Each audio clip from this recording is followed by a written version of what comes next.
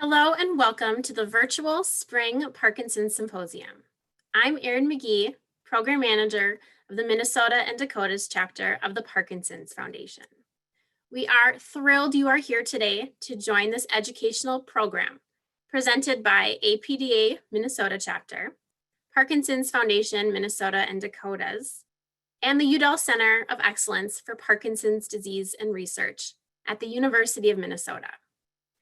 We are the three leading organizations serving the Parkinson's community statewide. A key component of all of our organization's missions is providing valuable education for people with Parkinson's disease and their families. You will meet my colleagues from each organization that have collaborated to make this program possible. We are excited to bring you 6 speakers today, with 3 presenters joining us for moderated Q&A, question and answer time. Occupational therapist Kathy Woods of Courage Kenny Rehabilitation Institute will be joining us following her presentation, Driving in Parkinson's, Driver's Seat to Handing Over the Keys. Dr. Eleanor Arayek of Noran Neurological Clinic will be joining us following her presentation, Dare to Dream, PD and Sleep. And Dr. Ruth Snyder of the University of Rochester Medical School will join us following her presentation on digital technology, advances in Parkinson research and care. A huge thank you to our event sponsors for their support for today's program. At the bronze level, thank you to AbbVie, Amneal, and Boston Scientific. Thank you to our silver level sponsors, Neocrin Biosciences, Supernus, and Synovian. And thank you to our gold sponsor, Kyowa Kirin. We greatly appreciate the support for this program. We would like to get to know a little bit about our audience today by asking a polling question. We would like to know, what is your connection to Parkinson's? We'll give you a few moments to click your response to see who our audience is today.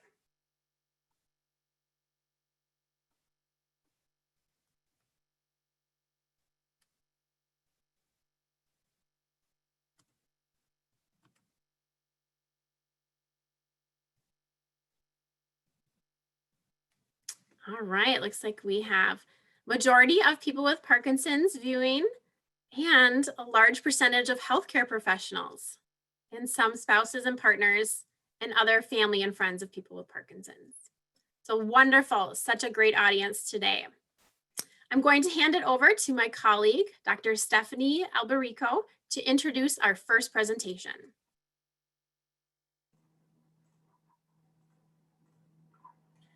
Good morning. I'm really excited to be here and I'm glad that you all were able to join us. I'm Stephanie Alberico and I'm a postdoc at the University of Minnesota Udall Center. And I have the great pleasure of introducing one of my colleagues, Dr. Paul Tuitt. Dr. Tuitt is a professor in the Department of Neurology at the University of Minnesota Medical School and a movement disorder neurologist at the UMN Health Clinics and Surgery Center, as well as the Maple Grove Clinics. Today, Dr. Tuitt will provide an overview of Parkinson's disease, including current research and treatments, as well as recent findings. Let's kick the day off with our first presentation titled Parkinson's 2021 with Dr. Paul Tuitt. Good morning. I'm Dr. Paul Tuitt, talking today on Parkinson's disease, research and treatments. We all know that exercise is beneficial in Parkinson's disease, and it's important for people to take advantage of this research information and implement it into a daily routine. Thus, figure out what works for you, what you want to do, find a time, a date, set it down on a schedule. Often this is early in the morning when people feel best. And if you're unable to follow through on one option because of weather or some other problem, then find a second alternative, a plan B. It's important that you do the exercise and keep active for yourself, and if not for you, then for me and others. If you're having pain or discomfort while exercising, stop. Hopefully you'll recover with some rest. If not, then it's important to have it evaluated, determine if what's the cause and if there's a treatment for that problem. There are lots of options out there. Some are driven and paid for by insurance coverage, such as big and loud therapy that are implemented by physical, speech, and occupational therapists. Based on these therapies, patients may subsequently implement a routine on their own after they complete a several-week course of one-on-one therapy with a physical therapist. Power therapy is a derivation of the big therapy and also is provided with a physical therapist. And there's online programs for this that are listed with websites there below. Many people pay out of pocket for strength training through a gym or boxing programs, yoga, tai chi, and you can find hopefully something that you like that you can keep up. The research community is interested in the use of that forced exercise or exercising in a certain fashion. And this summer, a treadmill study will look at treadmill type of therapy versus routine exercise program, see if there is an advantage to one over the other. Many people still ask me the question, which we don't have an answer for, is what exercise are best for people with Parkinson's? Is it going to be recumbent bike? Is it going to be walking? Most people know what they like. They have an activity they feel most comfortable doing, and it's important to find that activity and carry it out. There is some data to suggest maybe a combination of balance, strength training, and cardio might be more beneficial, but the data hasn't been generated to tell us what. And along with the exercise programs, knowing that people feel better, we also are interested in how they may be better. What is the mechanism? How? What is the science of that? And so people are looking at chromosomal changes, the telomere, which is a part of the chromosome, your genetic material, looking at a variety of other factors that can be measured, such as inflammation, electron damage called oxidative stress, growth factors. And these are things that are being built into exercise studies to see if exercise changes these mechanisms that affect the disease. Along with exercise, another important question I'm frequently asked is there a specific diet that I should adhere to? So this past week, I had someone who's been following an intermittent fasting diet. Again, we don't know if fasting has any value in Parkinson's. It's been studied in other conditions like breast cancer. And the thought is that when you fast, you may have, your body has the opportunity to generate various beneficial chemicals or factors and reducing others that may be harmful. But again, to date, we don't have data. I can't tell you that you should do this, but some people explore this option. Secondly, ketogenic diet's been studied in the past for epilepsy. There's been some preliminary work showing its tolerability in Parkinson's and potential benefit. The challenge with a ketogenic diet is because it's a high-fat diet, it's very difficult to adhere to, and therefore many people sort of fall off the wagon trying to keep this regimen going. Thirdly, and not listed here, people often ask about a gluten-free diet. Again, we don't have any data to support going on a gluten-free diet or probiotic, gluten-free diet at this point. Probiotics, on the other hand, there's some thought that maybe there'd be benefit. A recent study did not show a value in Australia study. There are also other studies that are looking at different types of probiotics that might alter the gut flora and therefore have a benefit in reducing the inflammation that occurs from the gut that may subsequently affect the brain.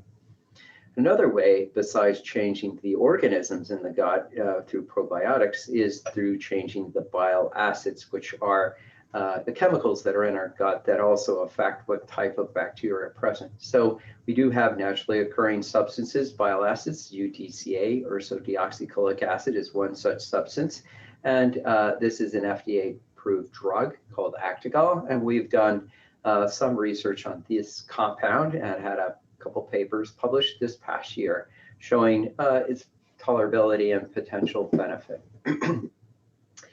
Thirdly, some groups have been interested in altering the gut flora by the use of antibiotics. A study is ongoing at UC San Francisco to look at this. To date, this approach has not found benefit in prior studies, but it may be useful. We'll have to see. And lastly, our center at University of Minnesota has much expertise in microbiota transplant. That's fecal transplant, transplanting organisms from another person's stool into someone. Typically, this occurs after someone's had chronic infections of their gut from antibiotics, and but there's an interest, and there are some studies that will begin for Parkinson's to see if you can transform the gut. Maybe you can help the inflammatory problems that occur in Parkinson's and therefore affect the disease. This depicts sort of the gut-brain relationship. It's not necessarily one direction, gut to brain. Many people believe it's brain to gut and bidirectional as well. The thought, though, is in the gut, because of the presence of organisms and the various bile acids, you may get inflammation that's mediated through white blood cells, lymphocytes, various mediators of inflammation, cytokines, that affect the permeability of the gut. So the gut wall is leaky, and various organisms or products can be transmitted through the gut and then go through nerves, the vagus nerve, back up to the brain, and can maybe initiate or accentuate the disease process. We know from on the right side here, there are various changes that have been described in Parkinson's disease, various mediators of inflammation, TNF-alpha, interferon gamma, IL-6, interleukin beta, short chain fatty acids, ghrelin, synuclein. These are all things that affect, they're altered in the microbiome of the organisms that are present. And the gut permeability is altered related to some of these factors, LPS, PMA. So we'll probably see for the next 5 years a fair amount of ongoing research, better understanding the gut organisms and seeing if we can alter the inflammation in the gut through various different strategies. Because of this interest in inflammation that we and others have had, many people have started to look at if you can measure measures of inflammation and measures of genetic changes in the blood. And so a large English study in Sheffield looked at, not Sheffield, it was in another English city, looked at the icicle study. And this icicle study looked at blood measures, inflammations, C-reactive protein, TNF-alpha, interleukin-6, interleukin-10, interferon gamma. At these inflammatory measures, if they were altered significantly, increased at the baseline, the individuals who had these blood abnormalities seemed to have more problems with their thinking and movement function at 3 years. So there's some sense that there might be a way to look at groups and see if some people will have a different course than others in Parkinson's, and potentially one could interfere or slow the progression by altering these presumed mediators of disease progression. The second piece is the chromosome telomere, which on the right depicts the telomere as the tip of a chromosome. And as we age, and this is a reflection of aging itself, there can be a shortening of the telomere, and some people that seem to be progressing at a greater rate of aging. And so there are some measures of the telomere that have been measured in Parkinson's disease, and these may have some relationship to the rate of progression of disease. So now that we understand that there is inflammation in Parkinson's disease, one of the questions is, can you alter the inflammation and does it matter? So a group in San Francisco, Park et al. In 2020, published on the use of a blood product, fresh frozen plasma, and they infused it into people's bodies through a vein. And they showed that the individuals who had signs of inflammation at the beginning, TNF-alpha elevation, had a reduction in those levels. And there's some suggestion that might have been beneficial, but when you have a small study of 10 or 20 people, it's not enough to really recommend this type of approach.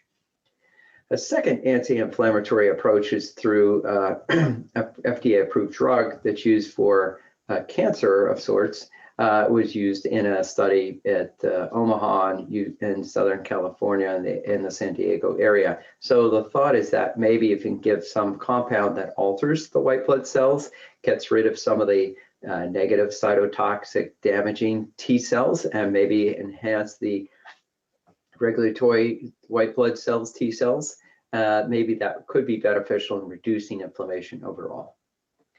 Thirdly, and a common question I'm asked is, what about stem cells? And to date, stem cells have not proven to be effective in Parkinson's, but there is some suggestion that stem cells may provide an anti-inflammatory effect. And so a Houston group is going to look at using stem cells to see where it goes. We're starting a study this year on the use of a diabetes drug, and this diabetes drug is already on the market. The interest is whether or not this diabetes drug does also reduce inflammation by various not well understood mechanisms. So participants in this trial will be those who have not started on Parkinson medication, and they are injected once a week, either getting the drug or a placebo. And from prior studies at phase 2 trial, there was some suggestion that, hey, the injection of this compound was beneficial. So the blue line on the graph on the right shows a lower level of Parkinson features where people on the placebo were worse off. So therefore, there will be a larger so-called phase 3 trial to see if this drug has some actual value for Parkinson's disease in altering the course or maybe ameliorating symptoms.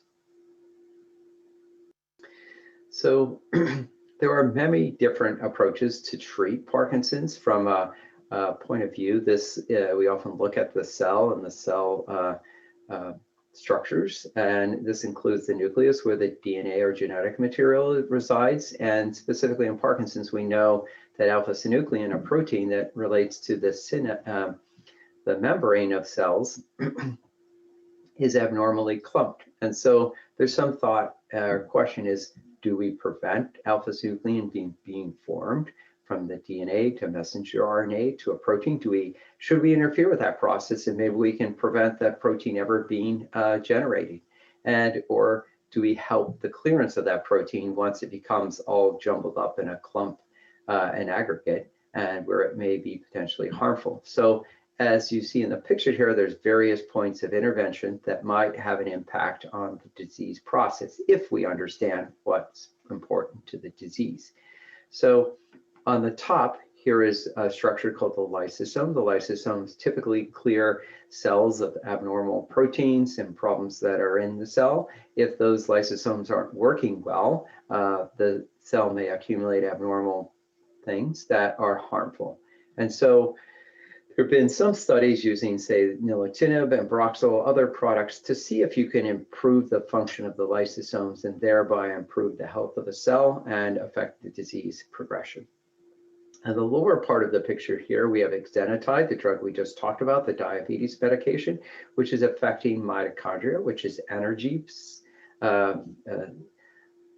generating structures in the cell. UDCA, the bile acid that we have been studying, affects inflammation. So there are various factors within cells and outside cells that if you can interfere with, you might have some impact on Parkinson's. Additionally, I know that we've done a fair amount of work in the past on N-acetylcysteine and glutathione, and all these studies take time, money, and a lot of energy to kind of get them done. And especially these days with COVID, it's been quite difficult. Much of our research has been moving much slower than it had been a year ago. Lastly, on the far right, the immunotherapies, just like we'll talk about in the next few slides, these are antibodies that may be helpful in clearing the abnormal clumped alpha-synuclein protein, which is one of the mediators or causes or factors in Parkinson's disease. So if it's abnormal, maybe it's not good, maybe she would help clear it, maybe if we can bind it with an antibody, it can get out of the system sooner.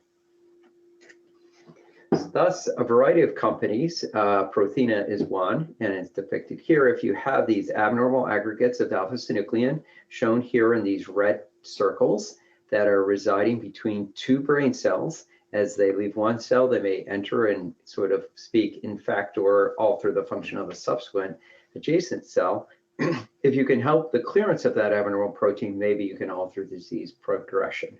So this company, Prothena, has generated antibodies. They're depicted in green. They're binding to the abnormal synuclein protein, depicted in red, and they clear or help the clearance of this synuclein protein. Besides Prothena, there's a variety of other companies that have come about to generate antibodies that are all shown in these pictures. So on the far left, there's a company, Prothena PRX. Boehringer Ingelheim has a different antibody, and they're named sort of after abbreviations of the company and a number of the specific antibody they made. So the middle slide, we have an AbbVie company that's an antibody against clumps of alpha-synuclein. And on the far right, there's a Parkinson-related condition called PSP, which Dudley Moore had, and their antibodies that have been generated against tau, a different protein than alpha-synuclein. So again, this slide summarizes just what a variety of different companies are doing. They're trying to generate antibodies that can be administered by a vein that can hopefully help eliminate or assist in the elimination of abnormal proteins, whether it be alpha-synuclein protein or tau protein. Meanwhile, many of you, and we do strongly encourage people to get vaccinated unless there's a clear or good reason not to be. Vaccination for COVID specifically is using either a messenger RNA approach or which is encoded in a fatty liposomal membrane, which the Pfizer and Moderna vaccines are. And because of this special type of approach, they require refrigeration and they're a little bit more fragile in a way, and so that's why there's been this huge production in getting carefulness, and the protocols have to be very careful when giving that vaccine. The newer, some of the newer vaccines that are coming out subsequently will be using an altered viral vector approach, which doesn't require as meticulous refrigeration. Nonetheless, the goal is to help your immune system be able to respond to a COVID virus, SARS-CoV-2, if it gets into your body. And so you have immune mechanisms that are present to help the elimination of that virus, preventing the infection to begin with, or helping diminish it. So we want to prevent death, we want to prevent hospitalizations, and that's what the data has shown these vaccines work. All right.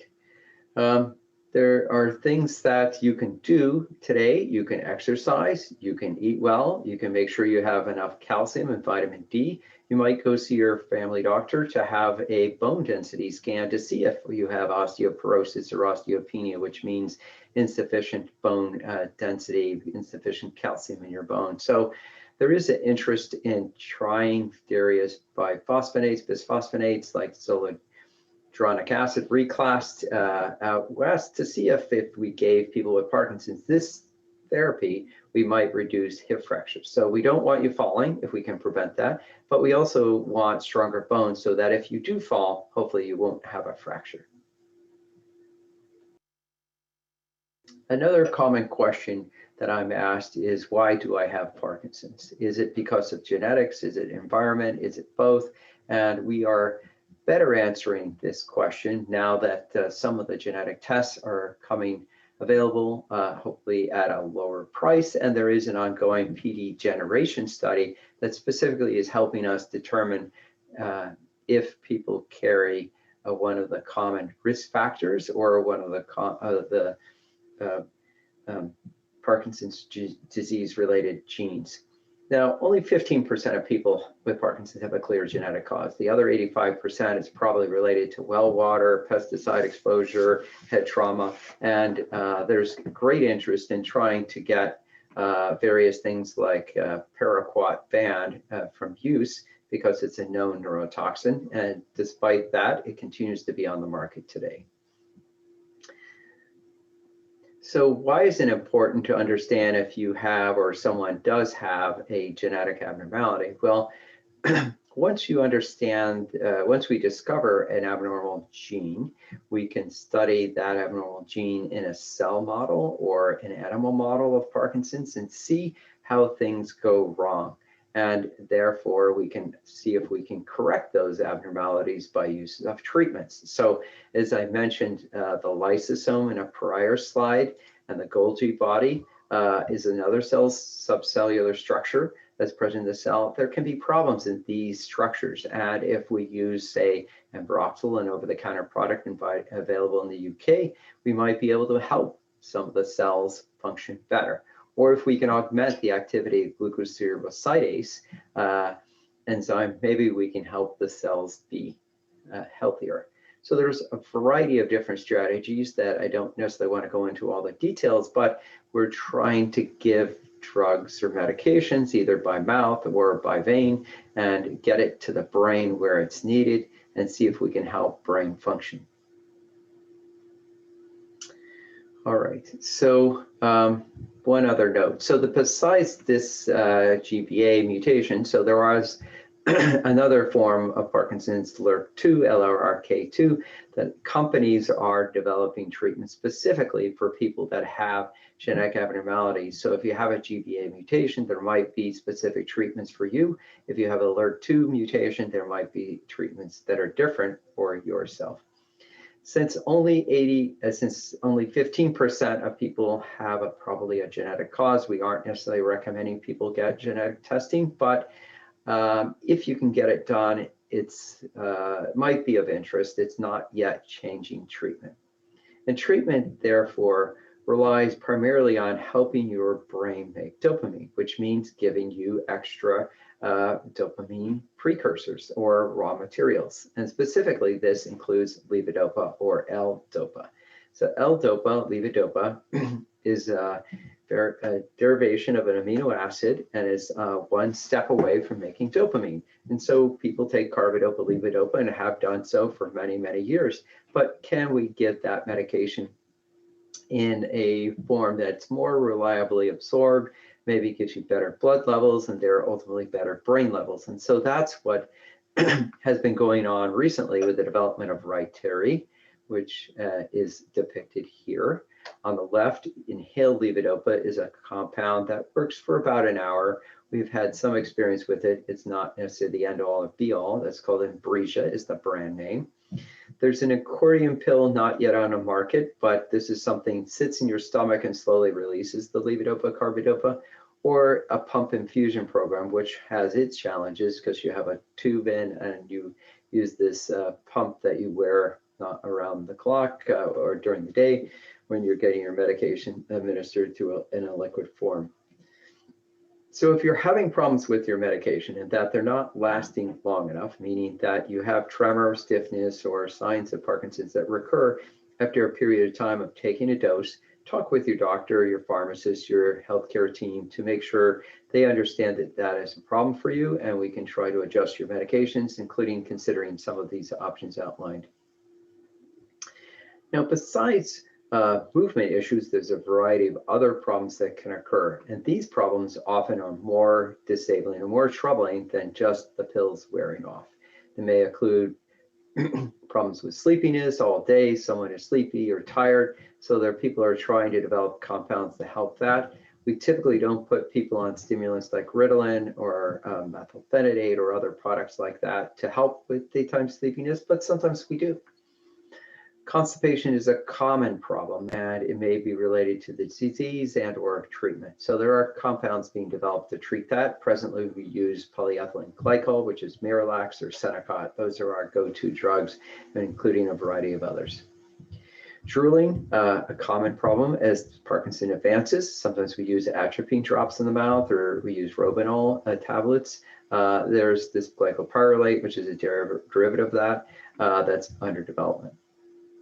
And there's a variety of things that can happen. Not everyone develops dementia or has hallucinations, but therefore not everyone needs treatment of this problem. But as you can see, there's a variety of compounds that are being studied, and hopefully we'll have new products in the next 5 to 10 years for this. The University of Minnesota is well known for its work in deep brain stimulation. We're one of the first centers in the US to do a clinical trial back in the 90s before FDA approval, and we've operated over maybe 1,000 patients since the 90s. Deep brain stimulation, or DBS, is not for everyone. The electrodes can be placed in one of three structures: the thalamus, the subthalamic nucleus, or the globus pallidus, and the decision about what target to place the electrode is made by a surgical team that includes neuropsychology, a surgeon, neurologists, and a variety of other specialists. The electrodes that are placed in the past had primarily just 4 contacts. Now we have newer electrodes that provide a lot more stimulation options to optimize function and hopefully lessen side effects. As mentioned, it takes a multidisciplinary team, including surgeons, neurologists, neurophysiologists, nurse specialists, nurse practitioner, engineers, neuroengineering, MRI specialists, neuropsychologists, physiologists, statisticians, research nurse clinicians. And these are even in addition to our clinical team. As you can see in this slide, 7 Tesla MRI can show greater images, better images than you see with a 1.5 Tesla. So Tesla is a magnetic field strength. Typically, hospitals had 1.5, then they moved to 3, and now people are moving to a 7 Tesla machine. You can compare a 1.5 to a 7 Tesla image, and it's night and day, much clearer, just like moving to a higher end television set where you have better resolution of the images. Why is this important? It allows better targeting of the electrode prior to surgery. So we can map out the areas where we want to go. We can put the electrode hopefully in those areas. It's just primarily a guide book to help the surgeon and surgical team to place the electrode. I want to just kind of include the importance that it does take a team, and while we're waiting and working on cures, we're also hopefully focusing on cares and trying to provide you the best care for your Parkinson's. This may include the use of a medication study coordinator if you enroll in a trial like the exenatide trial. If you are involved in Udall DBS research trials, Kelly Brown's involved in that. Clinical care, we have Susan Fold, Kaylee Stenger, Sega Orchid that provide care, day-to-day care, and answer questions on the phone, face-to-face. Natalie Roy is our Parkinson pharmacist, and we're very proud to have her as part of the team. And it's unique to have someone who can help adjust medication, who knows a lot about Parkinson's, a lot about medications, and listens very well. Matt Bauer is our genetic counselor who helps address the questions of genetic factors in Parkinson's. Our physical, speech, and occupation therapists would be no place without them. And again, I just want to re-emphasize Susan Fold, Kaylee, and Sega. They are the backbone of our team. They're there for you as well as us physicians and nurse practitioners and other members, but just thank them, thank a nurse today. Mary Winkles is a social worker, social services. There are a lot of questions that people have. We hopefully can get them answered for you as it's crucial to alleviate stress, find out what service you may need. Sometimes we have to have a face-to-face visit to ensure that, to confirm someone is homebound, if they need home services, or if they need a wheelchair or a walker or something along that line. Dr. Holker is a neuropsychologist. She works with a psychometrist. She does an interview, and then the psychometrist does the testing, and a 4-hour period, they can try to give a sense of, is this normal aging cognitive changes, or is this more in the realm of mild cognitive impairment or dementia? With COVID, I try to encourage everyone to reach out to get some support. We have virtual psychologists who can provide help if you need it. Make sure you have someone to talk with and who listens and helps you through the challenges of COVID. Like Cal is a neurologist specializing in sleep, and many people with Parkinson's do have sleep problems. 1, insomnia, 2, falling asleep problems, waking up at 3 a.m., talking in their sleep, snoring, changes of sleep schedules. So there are lots of things that may need to be addressed or at least discussed and reviewed. So on that note, I'd like to thank you for your attention. Please feel free to contact our team if there's questions you have that I didn't answer in this brief introduction to the research of Parkinson's. Thank you, Dr. Tuitt, for sharing your expertise with us. And hello, everyone. I'm Anushka Shiel, APDA Minnesota Information and Referral Coordinator, and I'm pleased to introduce our second speaker, Kathy Woods. Kathy is an occupational therapist, certified driver rehabilitation specialist, and a Minnesota State licensed driver instructor. She is also the manager of Courage Kenny Rehabilitation Institute's Driver Assessment and Training Program, and she provides oversight and management of this program and clinical testing, behind the wheel assessments, and lessons. She is also an active member of the Association of Driver Rehabilitation Specialists with involvement on certification and publication committees. And I would like to remind you to please type in your questions for Kathy in the Q&A box. Thank you for the invitation to speak today about driving with Parkinson's. My name is Kathy Woods, and I'm an occupational therapist and a certified driving rehabilitation specialist, as well as a licensed driving instructor with the Courage Kenny Rehabilitation Institute. We are part of Allina Health. Today's conversation will share information with you about how to stay in the driver's seat as long as possible, and how to have the conversation and how to make the decision to hand over the keys. An overview to the time together today is how do we maintain our fitness for driving, and what are some of the caution signs that we need to alter our driving. I'll talk a bit about driver assessments, what to expect, and then when the time comes that we need to either alter our driving or retire from driving, how else do we get about in the community?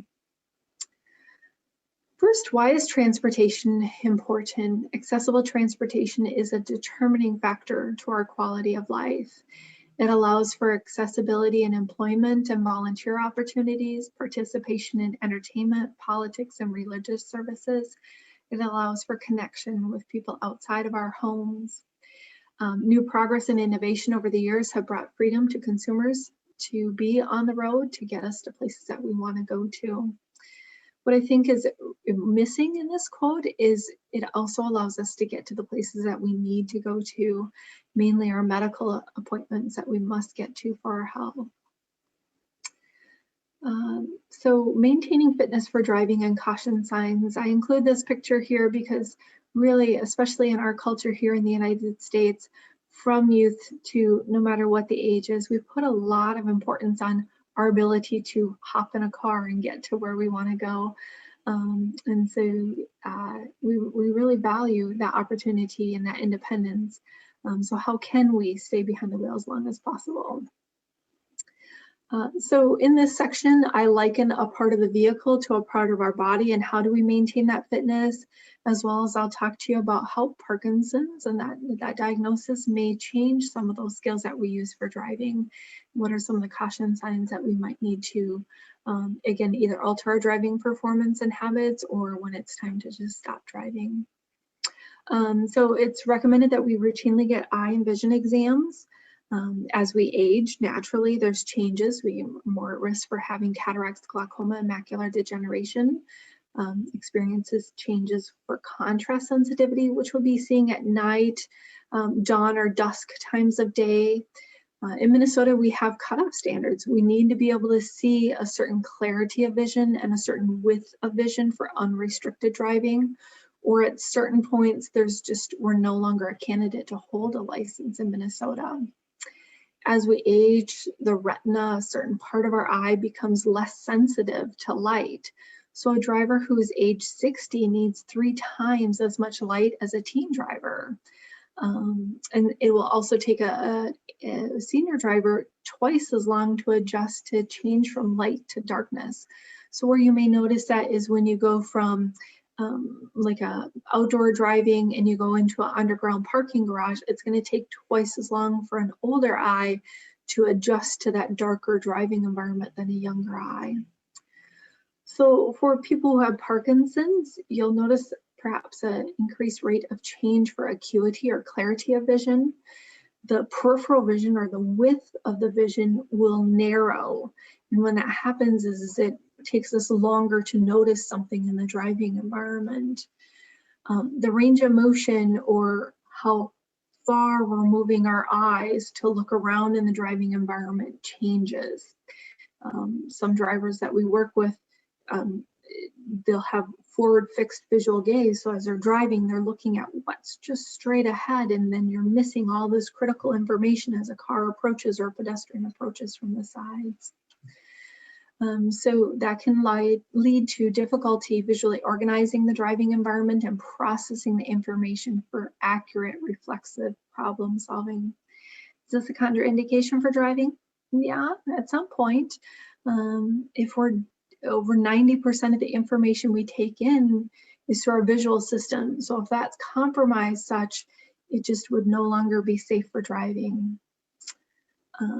So that's where you may see that people stop driving at night, or they start driving more unfamiliar routes. So they're a little bit more aware of those areas where there's restricted line of sight because of there's a big tree at this corner, so I don't make my right turns there. I go down here where there's a traffic light and I have better lines of sight. I might start to avoid backing out. I find parking spots that I can pull straight through because it's harder for all of us to turn and look behind us. So we pick different driving strategies to help with some of these situations when we are still driving. The horn of the car is like our ears. We don't need to be able to hear to drive, but if we don't hear, it's going to be harder for us to identify if there's an emergency vehicle coming. So we have to rely on our visual system then that much more to see those lights. So we really want to be attentive to the emergency vehicles, and they need to pull over to the side of the road, or in the summer, especially with more youth outside, or to hear that laughter, those kids playing, that we need to be aware that they might be in the driving environment and an increased risk for needing to avoid anything going on there. The engine of the vehicle is much like our heart and our lungs. We encourage people to consider immunizations as advised by the physician, since illness may affect driving alertness. You're also encouraged to follow up with your doctor for routine blood pressure, cholesterol, blood sugar level checks, and the other immunization and maintenance of health. The tires of the vehicle is much like our joints and our feet. For people who have Parkinson's, we see that stiff muscles, difficulty sit to stand, involuntary muscle movements, muscle rigidity, problems with coordination, slower body movements, slow shuffling, walking gait pattern, and unintentional writhing. Those can all potentially impact driving performance as well. And I'll talk to you a little bit more about those. But certainly as you're noticing changes, to follow up with your healthcare provider or yourself or your family members to say, hey, do you have concerns about my driving? And if so, that might be a reason to come into us for an assessment. So furthermore, going in, the chassis of the car is much like our body. To drive, we have to be able to operate the braking and accelerating. So thinking back to that long list that I just gave you about how Parkinson's changes our mobility, keep that list in mind. And then as I talk about the braking and accelerating, getting in and out of the vehicle, if that sit to stand is difficult, okay, is it easier in the car? Is it easier in the SUV, which is a little bit less height to go up and down from that sit to stand? Looking from the side to the rear as I'm checking my blind spots. How easy is it to steer the vehicle? If I can't do that quick reflexive movements anymore, am I going to be able to avoid a car if they cut in front of me? Parking requires a lot of precision. And if I have jerky movements, am I going to be able to get my car right in between those two next to me as I'm getting into the grocery store? Am I going to be able to adjust my seatbelt and put that on properly so that it protects me? Am I going to be able to sit for long periods of time, or is that going to cause stiffness? Exercising can help with posture and prevention of fatigue. Again, with some people with Parkinson's experience a lot of fatigue. So kind of linking those last two slides together, A symptom from Parkinson's, decreased spontaneous movement. A potential effect on driving can be difficulty with reflexive activity required for reaction. So I'm driving along, I see something in the driving environment and I need to quickly respond to it. If through my Parkinson's, I have a hard time with that spontaneous movement, depending on the severity, that might be time to stop driving because I just can't react to it quickly enough. Gait difficulty. Gait is a fancy way of saying walking. That in and of itself may not have an effect on driving, except for that we're concerned that a person is able to safely get into and out of the store. We don't want falls as people are going in and out between their home and their vehicle. So we want to also be considerate that a mobility aid, a walker or a cane or a wheelchair can also safely get in and out of the vehicle and that you're not at risk for falls there. Postural instability, which is difficulty maintaining an upright posture. So some people that I worked with for behind the wheel who have Parkinson's is as they start driving, they're sitting up pretty well, but then as they drive, the posture starts to lean over. And so when they had a good line of sight, when they started driving and their mirrors were in a good position, it no longer is there, and they lack that insight to that awareness of where their body is and to pull themselves back up so that they're in a good visual attention to the driving environment. Rigidity and tremors, depending on the level of movement, unintentional movement, some people can keep that from impacting their weaving in the lane or how they track through a turn. Some people, eventually the Parkinson's starts to impact that control of the vehicle. Slowed movements, again, we talked about this, it decreases the reaction time, and yes, that may be a reason to stop driving. Difficulty initiating movement. There's a red light up ahead, I need to move my right leg from the gas to the brake, and if my brain knows it, but I can't make my body do it, that's a reason to stop driving. And then the difficulty with postural adjustments. Again, that difficulty getting in and out of the car isn't necessarily a reason to stop driving, but it might be that we choose a different vehicle. This vehicle is easier for me to get in or out of, and that can decrease the risks of falls. The computer of the car is much like our brain, the best computer of all. For some people who have Parkinson's, they also have depression. And the effect on driving is that depression can decrease our ability to concentrate and process information correctly. And if the depression is not well managed, that can, and if our ability to concentrate is compromised so much, that might be a reason that we shouldn't be driving because we just can't attend to the information in the driving environment. They say that for every 1 mile we drive, we're making 20 complex decisions.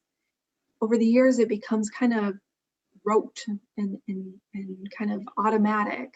But if you really pay attention to driving, you're making a lot of decisions, and we really need to not be automatic, and we need to be thinking through all of that. And if it's hard to concentrate on it, then we may not be making wise decisions. Some people have Parkinson's start to process information slower. And it gets more difficult to divide attention. Dividing attention while we're driving, we're not talking about, can I talk on my cell phone and drive at the same time? Inherently, while we're driving, there's divided attention needed. And that might be, how fast am I going? What's the posted speed limit? What's the traffic control over there? Oh, what's that driver over there doing? And back to, how fast am I going? So that's that dividing attention, shifting your attention within the critical elements of the driving environment so that we can process the information to make critical decisions and then execute them. The memory, sometimes memory changes happen with people who have Parkinson's.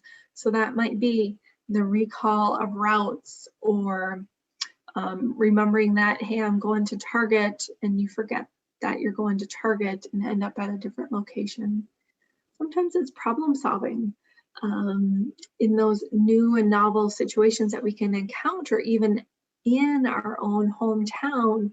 That might be there's a detour and having to follow that detour, getting off that typical route and being able to wayfind back to where we need to go to for those with problem solving challenges. Layering on top of the processing and the divided attention, it can be really restrictive to being able to drive. Planning ahead, I'm in the right lane and up ahead I need to make a left, being able to plan ahead to make those necessary lane changes. Sometimes as Parkinson's progresses, those skills can be challenged. For daytime sleepiness or confusion in the evening hours, that can delay the response time. Or for some people, some people might have restricted their driving, but if we have that confusion in the evening hours, they might just forget altogether that, hey, I'm not supposed to drive at night. So it's not just a flagrant disregard for the safety, it's that memory is no longer there for I shouldn't be driving. So really encourage you to consult with your healthcare provider if you have any concerns about memory or thought processing, to ask, you know, should I have my driving evaluation or is it just time for me to stop driving? In general, we encourage people those who are still driving to attend driver improvement courses to keep up to date on current laws and defensive driving practices. A little bit about some adaptive equipment here. And some vehicle accessibility options. In these pictures in the upper left corner here, if you can see my cursor, this is a vehicle that is accessible by wheelchair or scooter. If somebody needs to get into the vehicle while seated on their mobility device. Over to the right, this is a lift that will lift just a wheelchair or a scooter. Over here, these two pictures on the far right are pictures of how somebody who rides in their wheelchair or has a wheelchair or a scooter would secure the mobility aid to the floor of the vehicle. If somebody uses a scooter, they do need to transfer into the vehicle seat.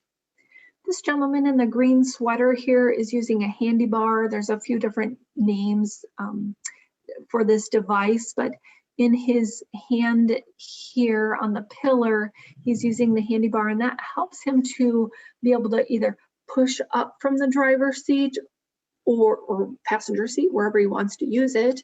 Because on the one side of the vehicle, you tend not to have a good handhold. So it gives him a good handhold to be able to push up, or conversely, when it's time to sit down, it gives him some place to put his hand on the other side to allow him to slowly lower himself down, so there's not kind of that sit down and then people tend to hit their head on the back of that car there. The top of the, how do I say that?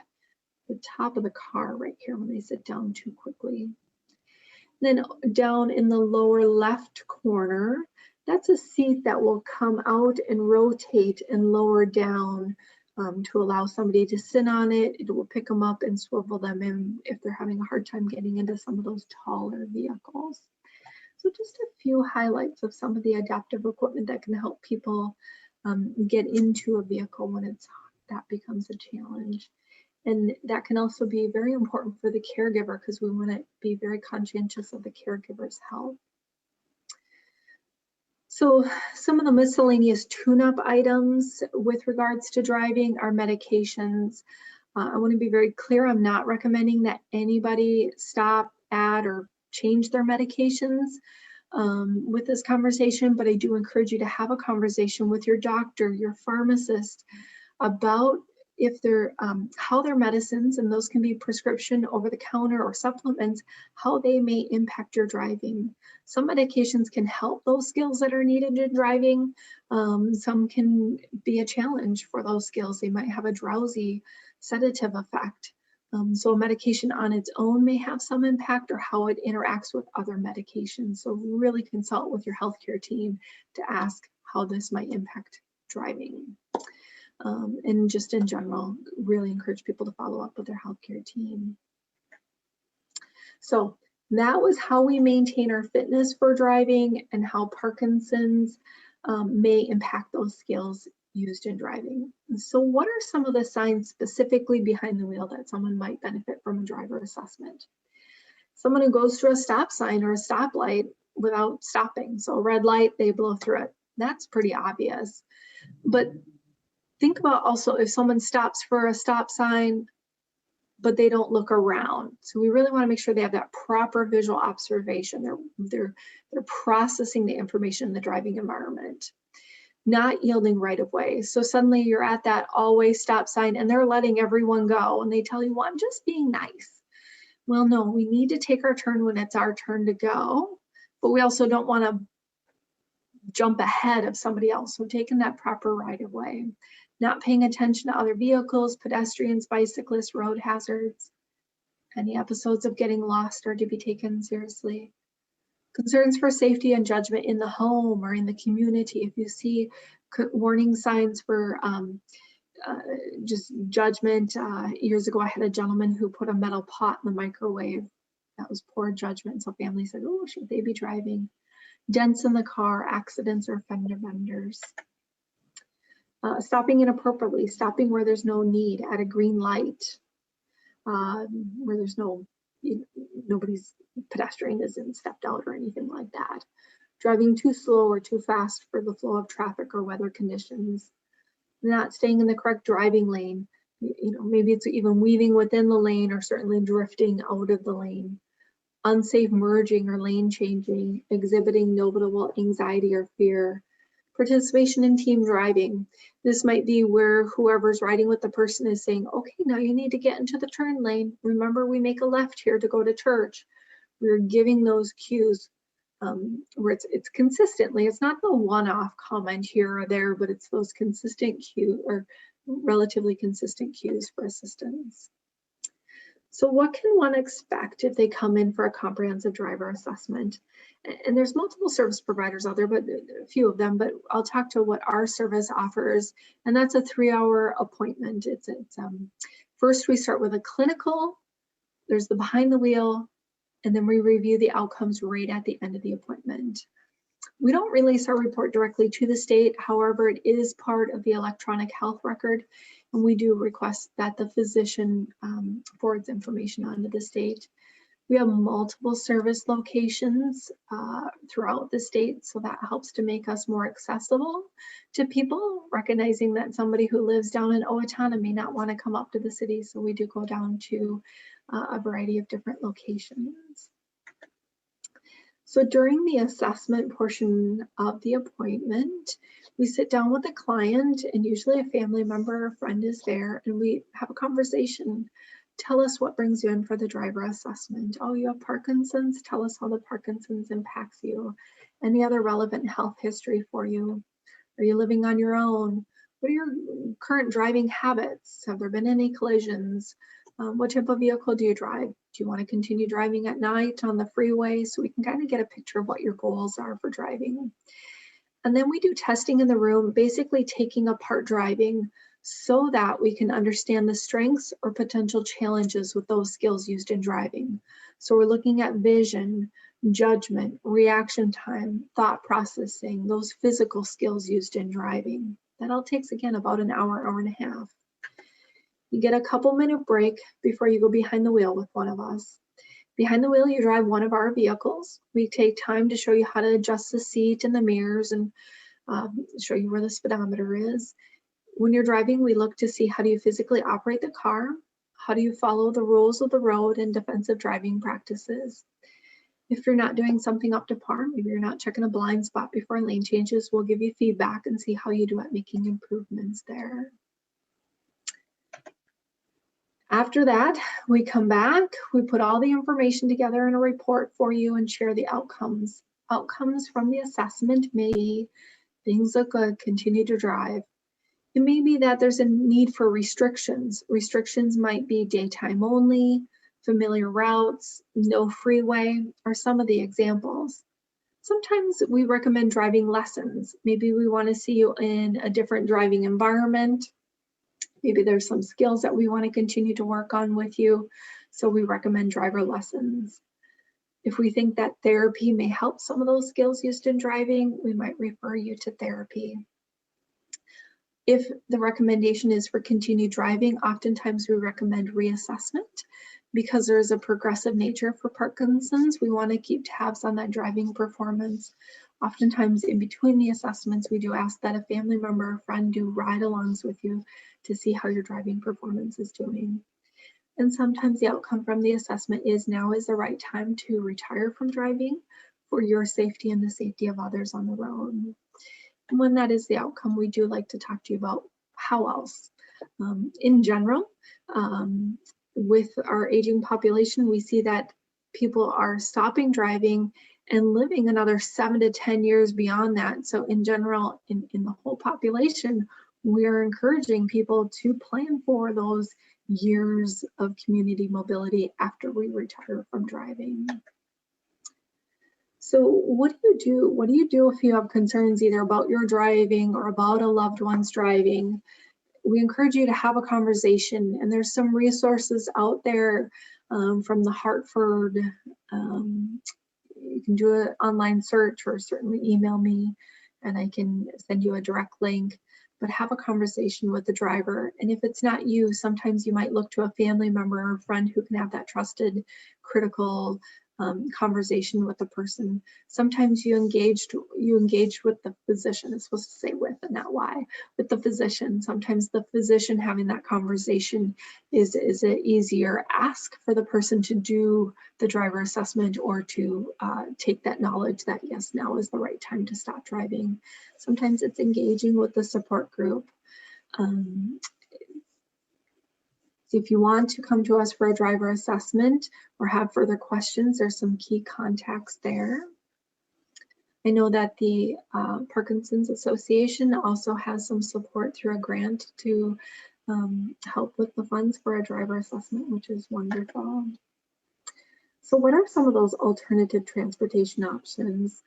Depending on the community, because this is far reaching across who I'm talking to, I wasn't able to give a lot of specifics here, but there's private program services in many of the different counties, taxi and car services, with the Uber and Lyft programs being the most like on demand, which helps people to have that most spontaneous type feel. But sometimes there's other programs out there which you schedule in advance, which can have some lower fees. Encourage you to contact your health insurance because sometimes they have some transportation options that can help you get to medical appointments. Mass transit, especially if you live here in kind of the more metro Twin City area, there might be some options. Certainly reaching out to your family and friends. Some churches have some great transportation options or volunteer drivers. The Senior Linkage Line, Disability Hub Minnesota, and minnesotahelp.info can be some resources that you can connect with to find more specific resources for the county or city that you live in. Other options might be some in-home services, so services that come in your home. It might not just help you with transportation, but they might also help you with some light housekeeping around the house or checking to make sure your medicines are set up. So if you're kind of looking for a few other services, those in-home options might be a great support to you. Sometimes people say, golly, how do I afford the cost of this? And what I encourage people to do is consider what it costs to own a vehicle, the car or the SUV itself.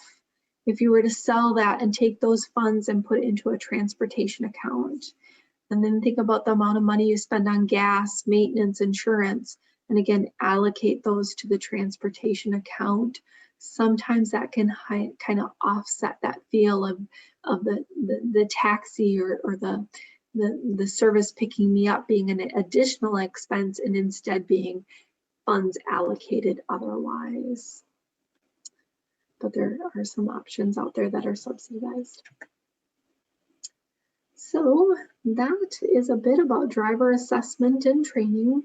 You're certainly welcome to call or email through the links or use our website.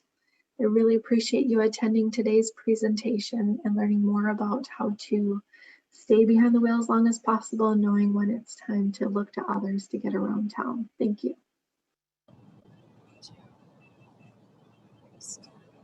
Thank you so much, Kathy, for joining us today for questions from our audience. We just have had quite a few questions come in, and I think people are really excited to learn more about this topic. So we appreciate you being. And Thank you.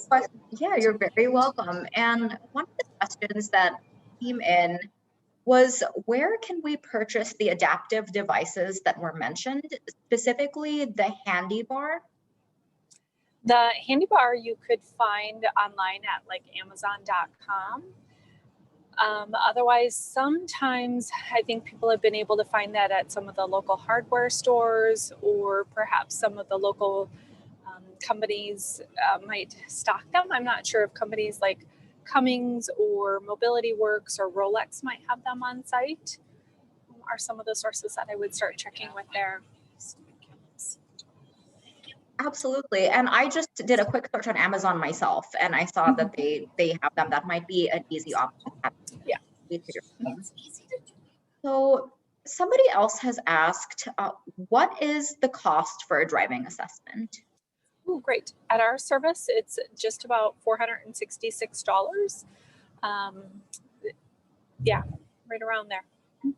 And I do want to let everybody know, as Kathy mentioned in her presentation, the APDA has a patient aid scholarship that will provide $400 towards the cost of that driving assessment or other Parkinson's related expenses. So if that's something that people are interested in, please reach out to APDA Minnesota and we can get you connected. I would love to people have used that resource. It's wonderful. Great. Someone else has asked, buckling the seatbelt is very difficult for me. Do you have ideas? There's a few adaptations out there. It really, oh golly, there's not a lot that can be done, just because inherently the integrity of how the seatbelt must work to do its job. It's kind of hard to know why the buckling of the seatbelt is challenging. Sometimes it's well, I'm a passenger in the vehicle, to be clear to people who can see the video right now, but sometimes it's the twisting and reaching up and over. So sometimes we can put a little loop on the seatbelt so that it's easier to grasp it here to pull it across the body. Sometimes it's trying to reach down by our hip or our bottom. That's such a tight space and a small space to be able to reach into. Sometimes it's the actual pinching of the latch. So there is a little lever type thing that sometimes can be added to the seatbelt to help press that button.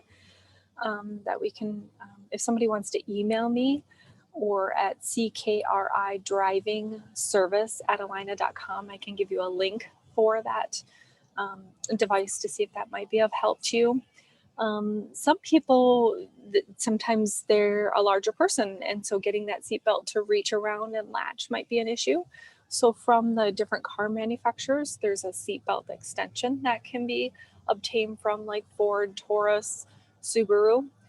We don't want people using that seatbelt extension to make it easier for them to latch the seatbelt right in front of you, because then the seatbelt doesn't come across our body properly to do its job in the event of a collision. No, those are some possible ideas. Yeah, plenty of options there. And somebody has said, my dad has noticed that his grip on the steering wheel is hard to maintain after 30 minutes because he gets tired. So shorter trips only these days. She asked, are there any tips for relieving the symptom short term? One of his favorite destinations is about 45 minutes away, and he would love to drive there. And that would be a great reason to come in for a driver assessment. For me to make specific recommendations without understanding kind of the root cause of some of those fatigue would be a challenge. So that would be a great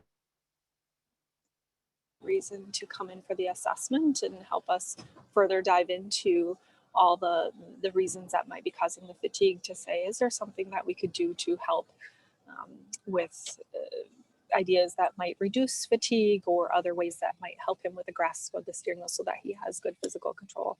But in the meantime, kudos to him for recognizing the challenges that he's having and adapting his needs to help him keep behind the wheel, hopefully as long as safe as possible.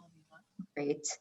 And someone has asked, how does macular degeneration also play into driving limitations?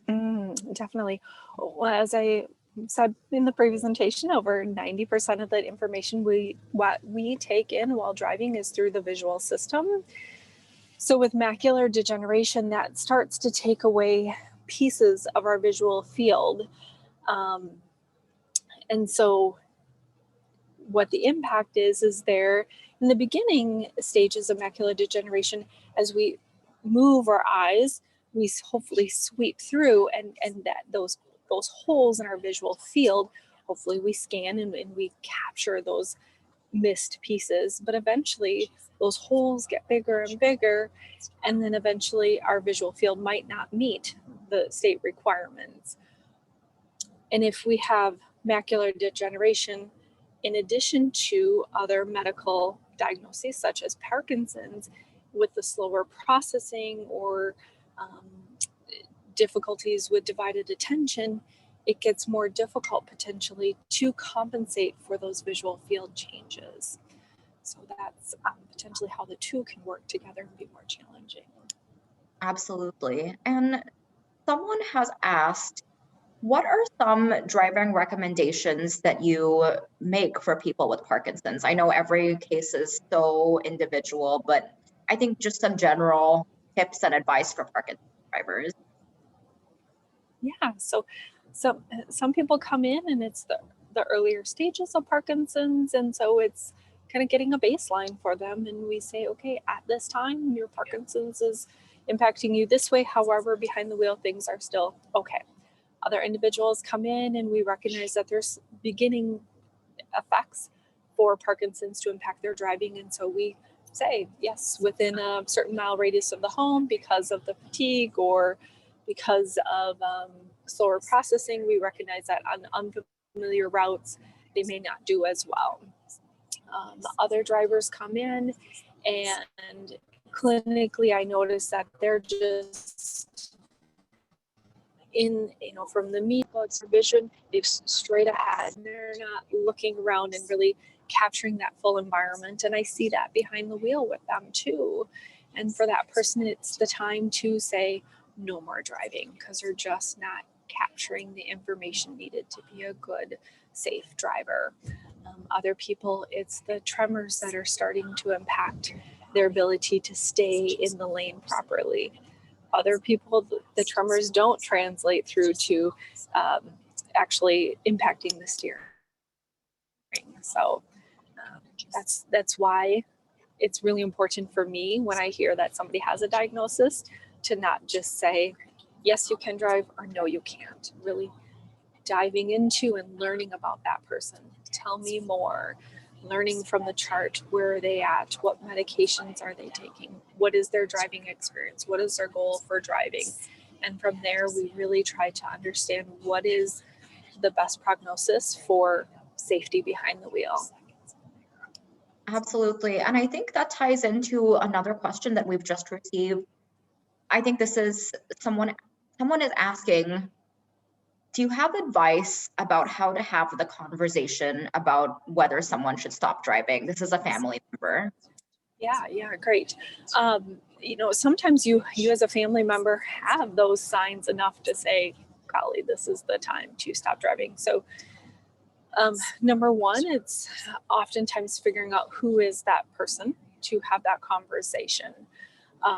Sometimes it is, who do you think that loved one listens to well, that can have that courageous conversation with the individual.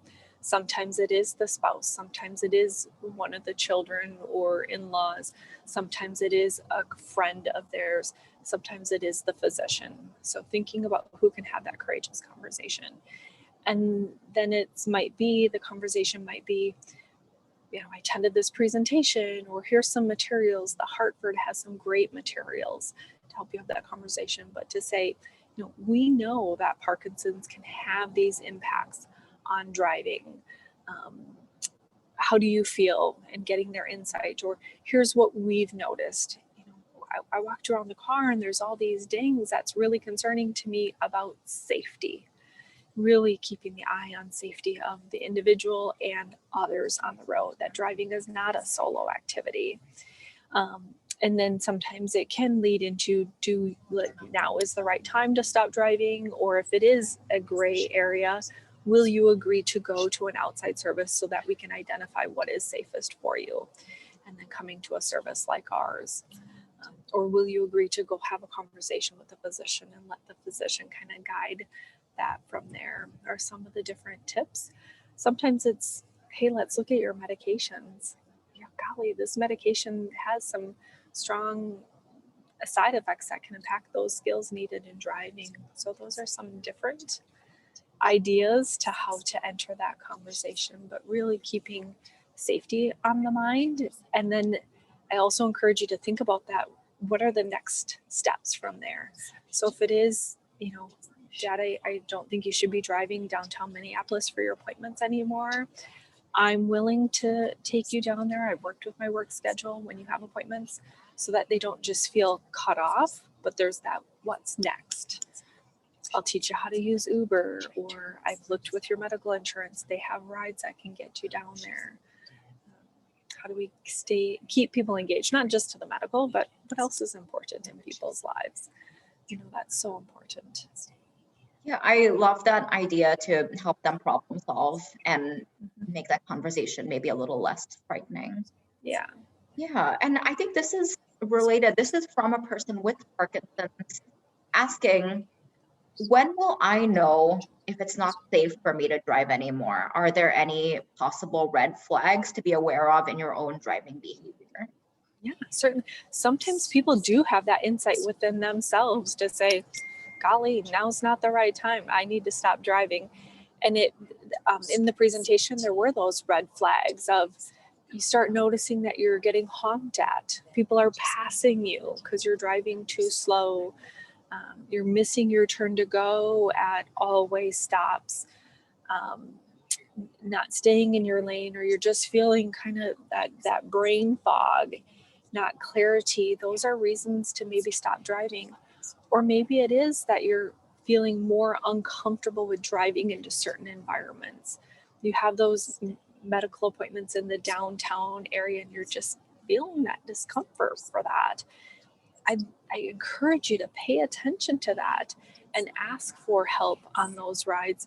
But maybe you're still comfortable driving to the local grocery store. And so that there is that in between. It's not all or nothing sometimes with driving. And sometimes people don't, maybe you're not sure. And so you say to your spouse, or you say to one of your kids, will you take a look at my driving? Are you comfortable riding with me? If your family is like, no, Dad, or no, friend, I'm just not comfortable driving with you anymore, encourage you to listen to that. Or if they say, yeah, you know what, things feel pretty good, or you're not sure, again, that's where our resource can really come in and help people get that outside perspective on fitness for driving. Mm-hmm. Thank you. And I know we just have time for one last question, and this actually is not specifically related to driving, but I think people were curious because of your OT background. They want to know, is there therapy that can help with the issue of small handwriting due to Parkinson?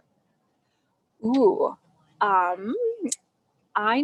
what I'm familiar with very broadly I work for Courage Kenny, which is part of Allina Health. I know that we have a Big and Loud program, if anybody's familiar with that. And so I don't know if part of that, if the hand, I don't know if they address handwriting as part of that, but I would certainly encourage people to follow up with the OT on that to help with those fine motor skills. If you email me at ckridrivingservice@allina.com, I will research resources for you to help find an answer. Thank you. And I think that brings us up to time. So Kathy, again, a huge thank you from all of us on the planning committee, as well as all of our attendees for taking the time to join us today for this live Q&A. It's been so helpful and informative. Well, thank you all. You're very welcome. And now we have a question from our audience, or a question for our audience. We just want to ask all of you, how many people are you watching with today?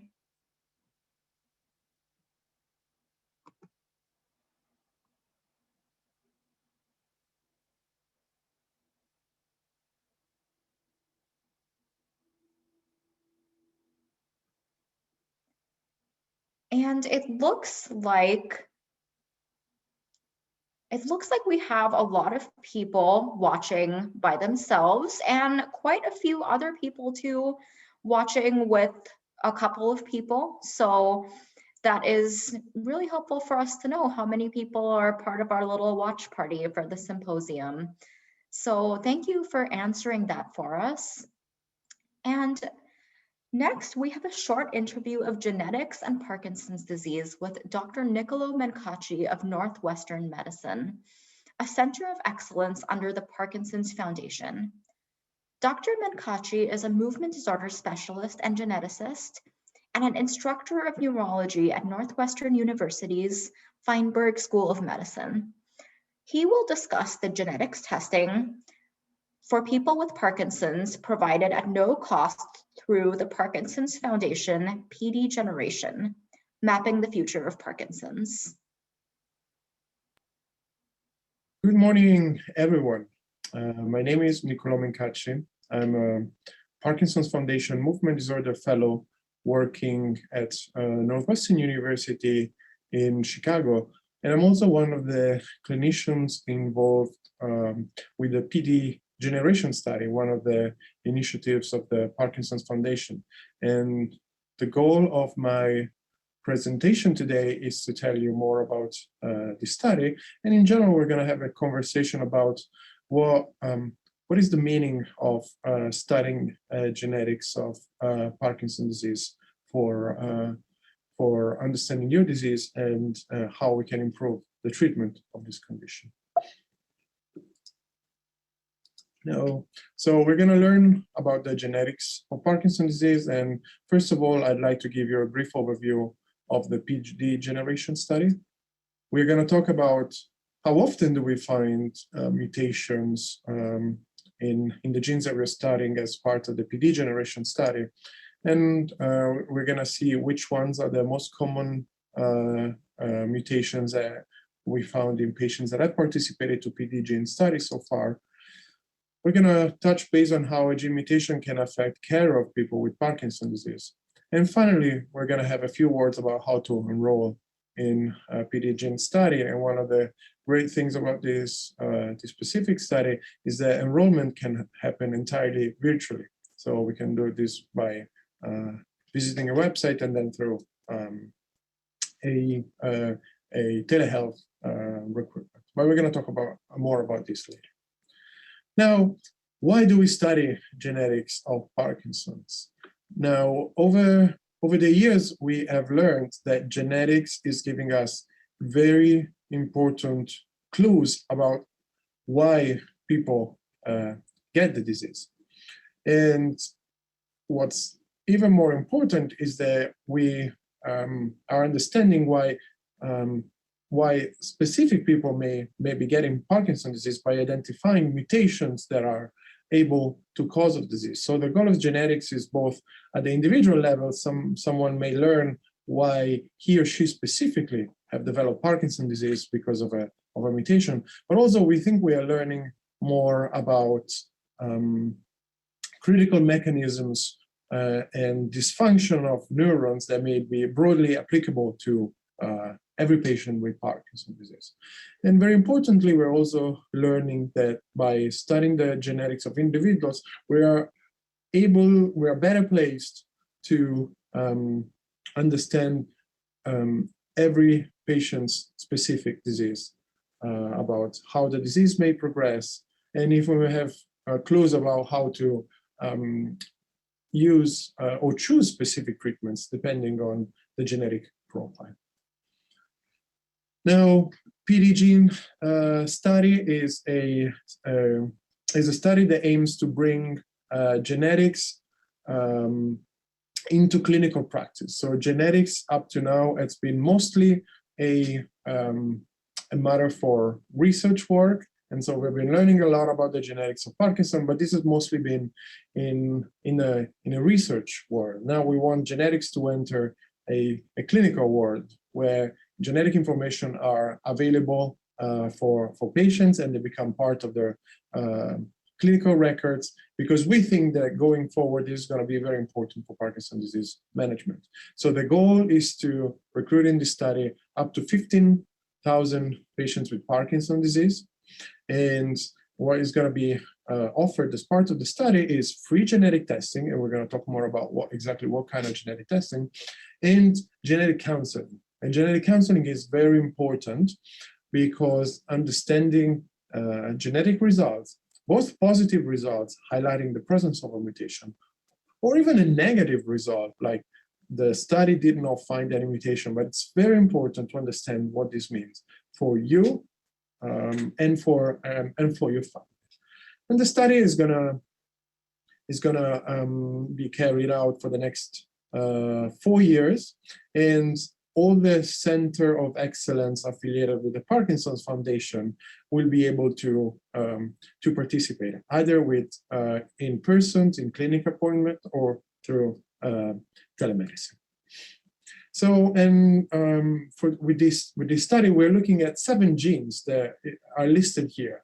Now, how did we choose these 7 genes amongst the 30,000 genes that we have in our genome? Now, we know that these genes, we know that they are linked to Parkinson's disease. So when we find a mutation in one of these 7 genes, we know what it means, and we know that it's causing, or at the very least, increasing significantly the risk of Parkinson's disease in individuals. So overall, if we do find a mutation there, we know that that's, if not the only cause, one of the strongest reasons why somebody developed Parkinson's disease. So we are able to interpret and explain what is the meaning of a mutation in these 7 genes.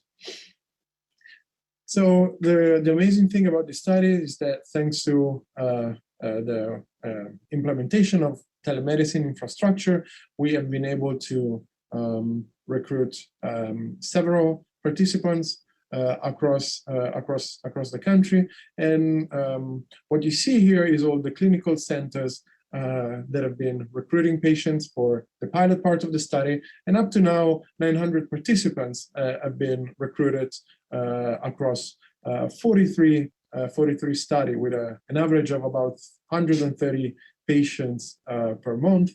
And you see the new sites for recruitment are coming, will be coming soon in the West Coast and some of other states in the central parts of the country.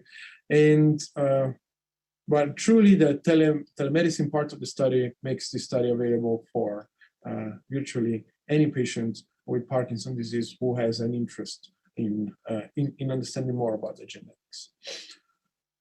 Now, so one of the things that I wanted to talk about is what are the main results of the study for those patients that have already enrolled and had genetic testing back. So we have results available for just a little short than 700 participants. So 700 participants have enrolled. We had their DNA extracted, and we're going to talk about how this happens. Most of them had DNA extracted from saliva that can be shipped through the mail. And so of these 700 participants, we could get a conclusively positive result. So we did find a mutation which we think explains Parkinson's disease in actually 109 participants, which represents 16% of all the participants to the study. So this is a breakdown of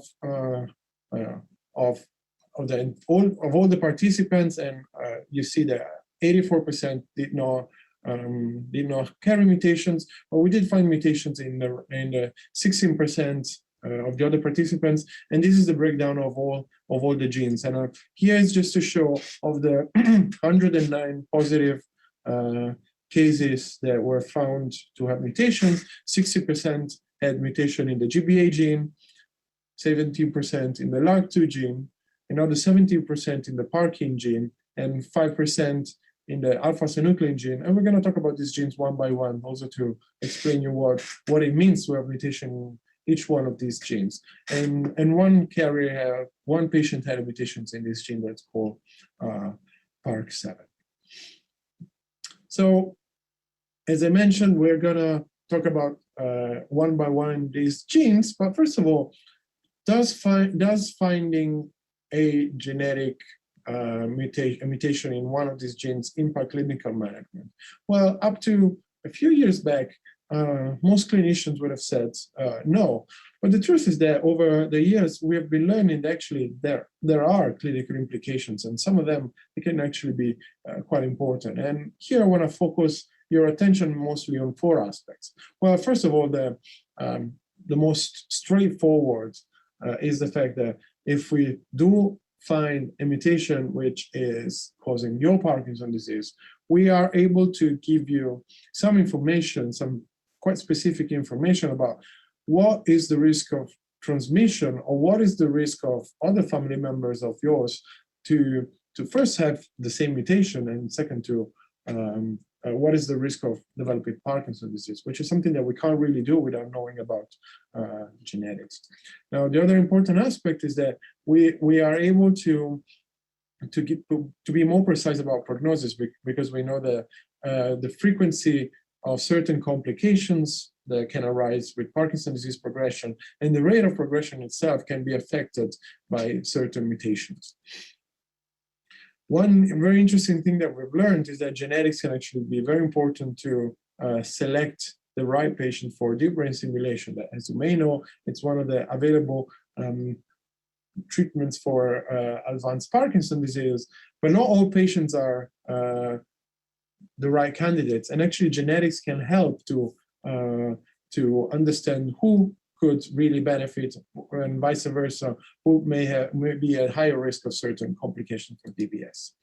And finally, and I think very exciting, finally, we have ongoing clinical trials for patients with certain specific mutations linked to Parkinson's disease. And the 2 examples are GBA and LAG2. So there are ongoing clinical trials for patients with mutations in these 2 genes, which really it's paving the way forward for personalized medicine. Now, a few words on the specific genes, as I said. So LAG2 related Parkinson's disease, it's, as we said, 70% of the participants to PD gene, well, 70% of those who had a mutation had a mutation in this gene, and this is an autosomal dominant gene, which means that if you are found to have this mutation, there is a 50% chance of passing on the variant to your children. But we're going to talk about more about what is actually the risk of having this of developing Parkinson's disease if you have this mutation.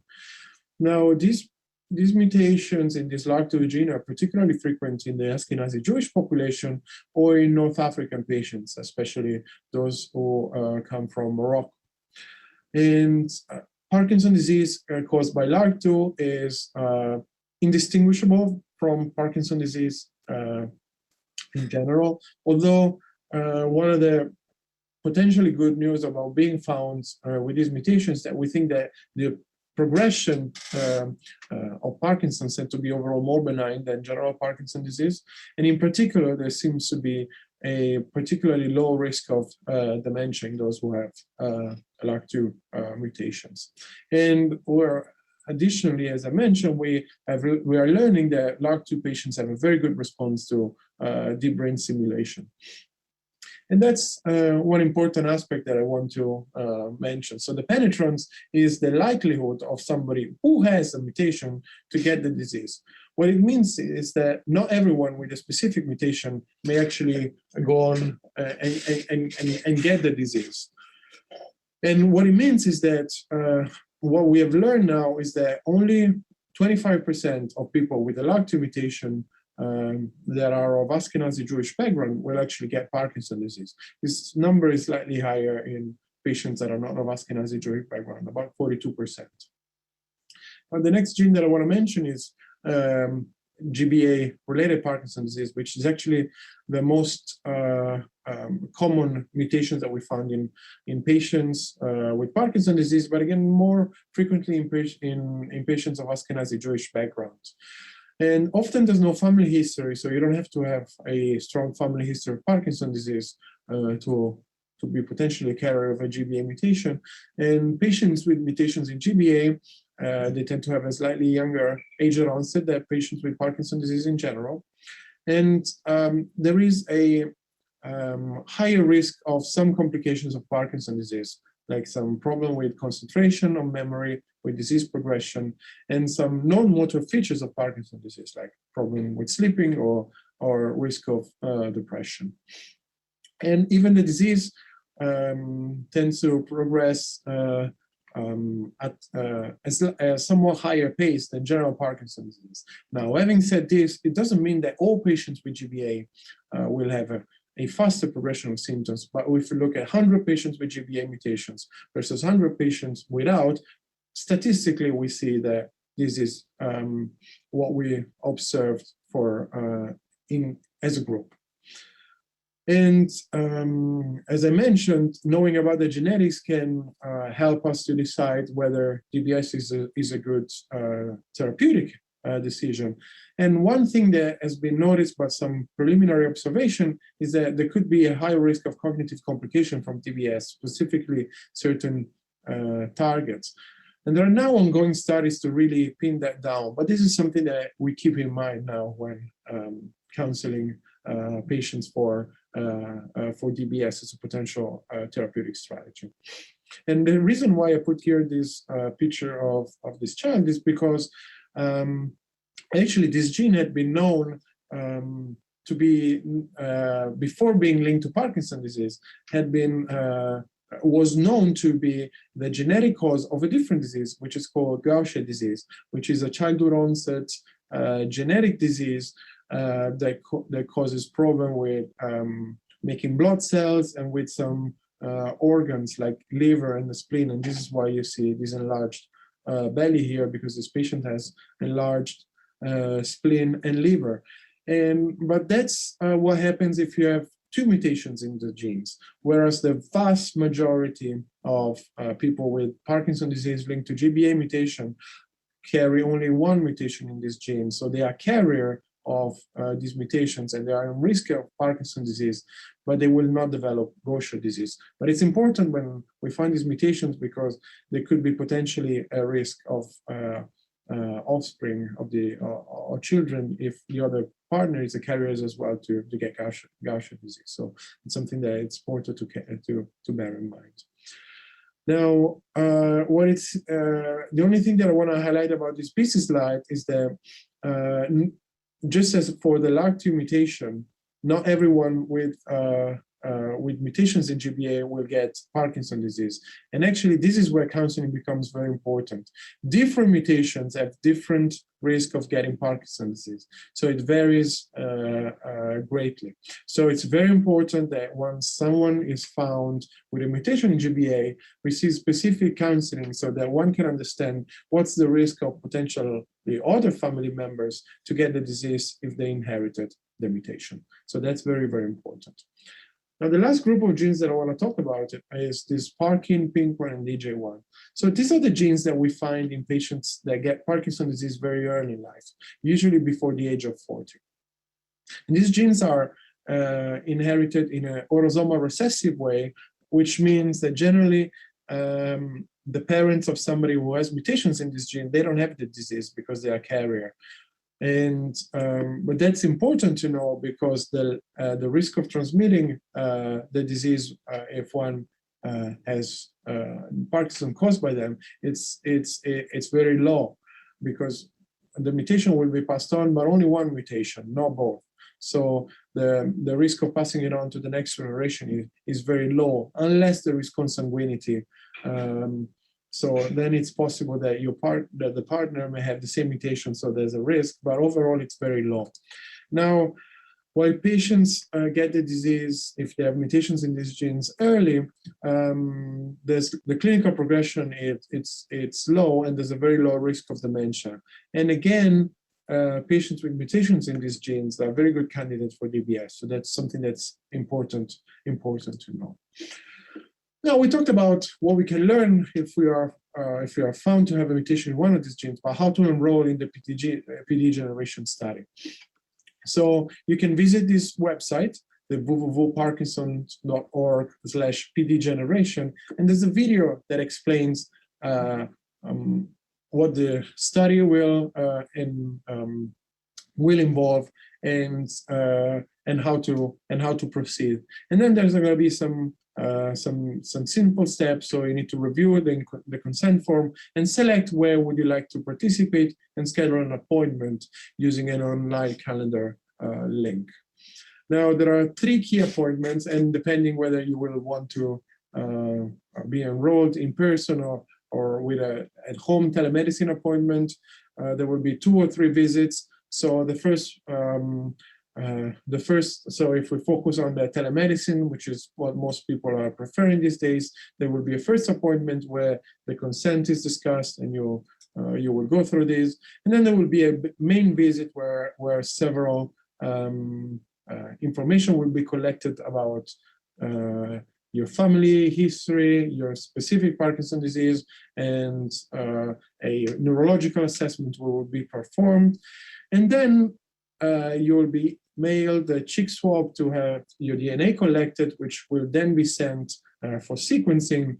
And then once the results are available, we are going to schedule an appointment to discuss the results and to give you genetic counseling. So what is needed for telemedicine participation is just a computer and a webcam. And we encourage the presence of somebody that's close to you, especially when we're discussing the results. And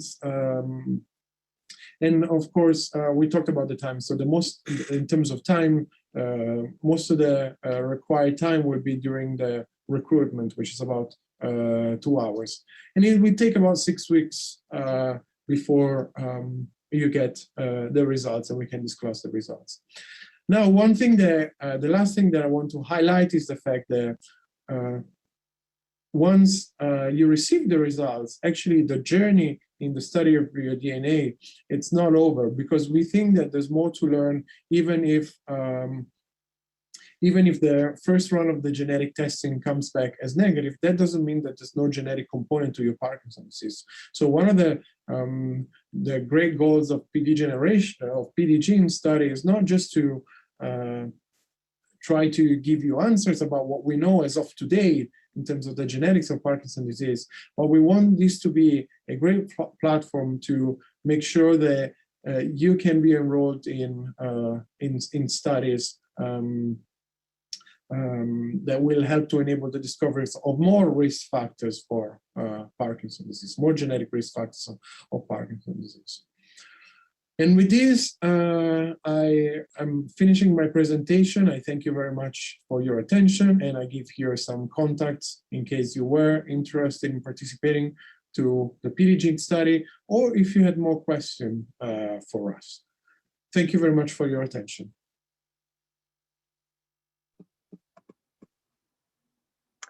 We are halfway through. Let's take a moment to stretch, move our arms, legs, head, shoulders, or whatever needs a little movement before we settle in for Sleep and Parkinson's with Dr. Eleanor Orehak. Dr. Orehak is a movement disorder specialist, the medical director of the APDA Minnesota chapter, and the director of the Naran Neurological Clinic DBS program. And a reminder to please submit your questions for Dr. Orehak by typing them in the Q&A box at the bottom of the screen.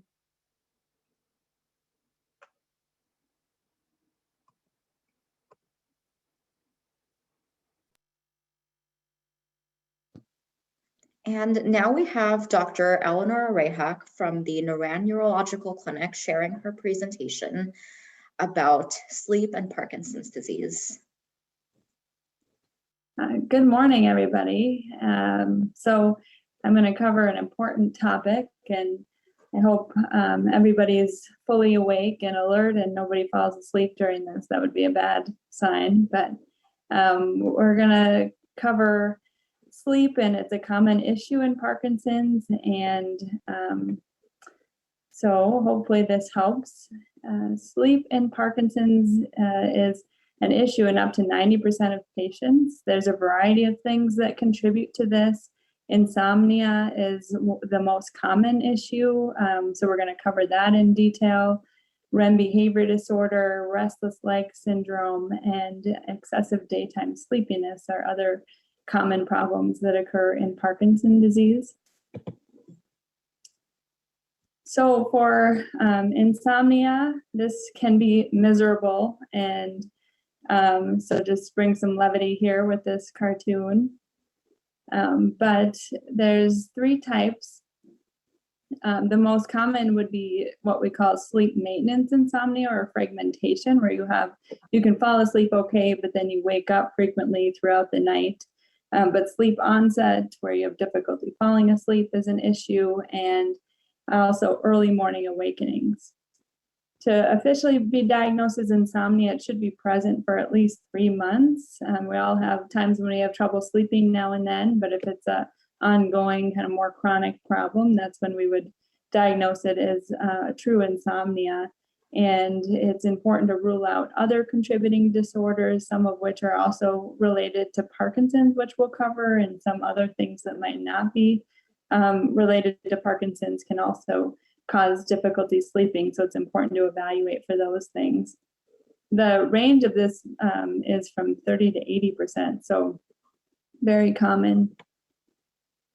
Risk factors include depression, anxiety. This is increased in Parkinson's, so obviously a big factor that would be important to recognize and address. The duration of how long you've had the disease can be a risk factor. Female gender and having sensory or pain symptoms as part of your disease can contribute to insomnia. So as I was mentioning, evaluating for other causes of difficulty sleeping at night. So if you have sleep apnea, where you have breathing difficulty and that's causing frequent arousals at night, that would be obviously important to recognize and diagnose. So that can be more obvious if there's snoring or periods of apnea, but if you don't have someone that stays in the bed with you that is helping to monitor that, that might go unrecognized. But if you have daytime sleepiness or other symptoms that you're not getting restful sleep, then doing a sleep study can be very important. And so I have a low threshold for doing sleep studies on patients, because diagnosing sleep apnea or other things that are affecting sleep at night can be important for other health issues as well. Having pain that's either related to joint issues as you age, there's obviously other things that can affect your body and your joints, and so if there's an orthopedic issue or if you have neuropathy or something else that needs to be addressed that's interfering with sleep, that should be discussed. And then nocturia, so this is the name for frequent urination overnight. So this becomes more common as people get older as well. If you're a male patient, you might have prostate issues. Again, sleep apnea can manifest as frequent urination at night, because you're waking up from the apnea and then you realize that you have to go to the bathroom, and so you might think you're waking up to go to the bathroom with empty your bladder, but it's actually the apnea. So treating sleep apnea can reduce trips to the bathroom quite a bit, actually. You would want to make sure there's not any other prostate issues, urinary infections that might also cause urinary frequency. Doing things like reducing your fluid intake. So I'm a big advocate for hydration, and that helps a lot of other things related to Parkinson's, but people tend to pull back because of the urinary frequency problem. But you can get by that by increasing in the morning, afternoon, but tapering off towards dinner, and then for sure limiting fluid intake after dinner can really help avoid the trips to the bathroom overnight. And then there are bladder medications that can help. That would be kind of the final or last resort. I try to use other things to address this issue before adding medications, because they do have other side effects, but that is an option if it's still a significant problem.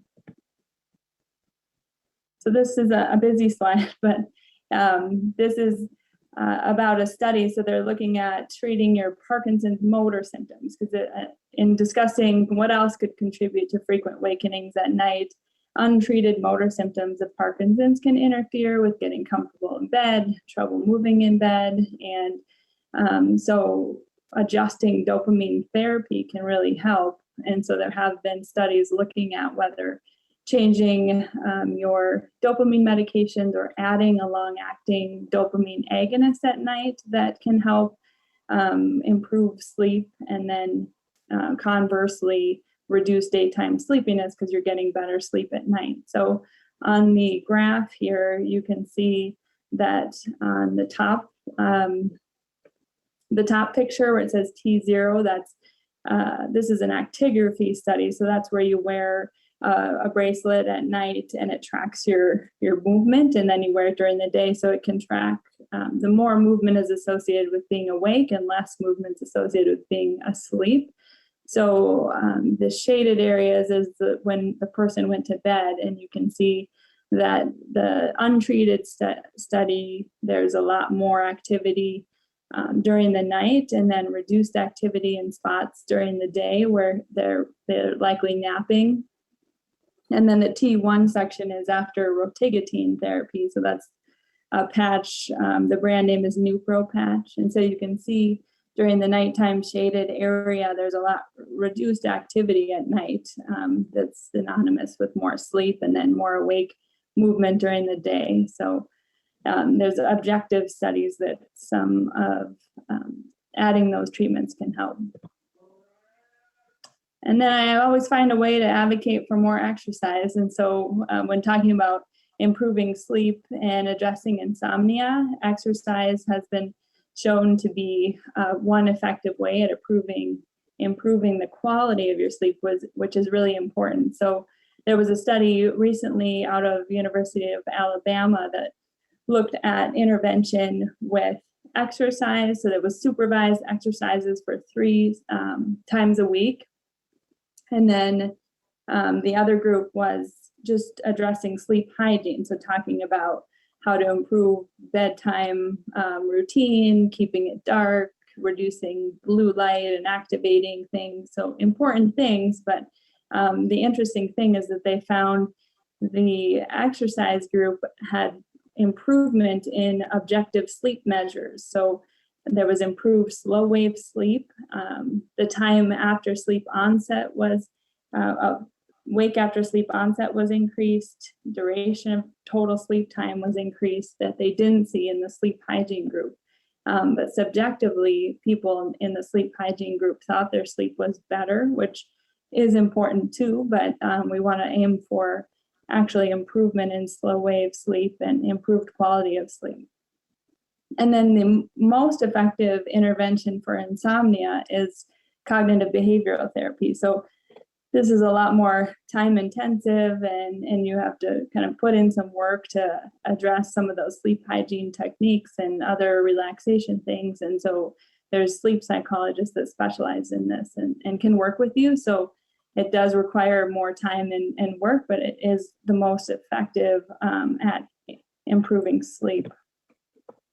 And then I just wanted to do a slide on slow wave sleep and why we think it's important to improve the amount of slow wave sleep, because there's been some research, especially connecting Alzheimer's, which is the more common neurodegenerative disease, but Parkinson's is the second most common neurodegenerative disease. And there's showing that there's a connection between slow wave sleep and neurodegenerative disease, thinking that being in slow wave sleep helps kind of improve clearing some of those abnormal proteins, reducing oxidative stress. So we definitely need to do more research into this area, but it increases the motivation to try to actually improve the quality of your sleep and get into that deep, slow wave sleep more. Other management options, so medications would be something you would try after trying cognitive behavior therapy and addressing the other issues that could affect sleep. But if those are addressed and still is not adequately treated, we can try melatonin. So I usually recommend that first. And then I often warn against trying some of the over-the-counter sleep aids like Advil PM or some of the generic sleep aids. Most of them contain diphenhydramine, which is generic Benadryl and has anticholinergic properties. So that can help with feeling tired, but can increase confusion, memory problems, risk of falls. So you do have to be careful with even the over-the-counter other sleep aids that might seem benign because they're sold over the counter. And then there's prescription medications that we can look at that are listed here. And there's obviously potential for sedation and balance impairment with those that we would monitor for closely, but can be really effective.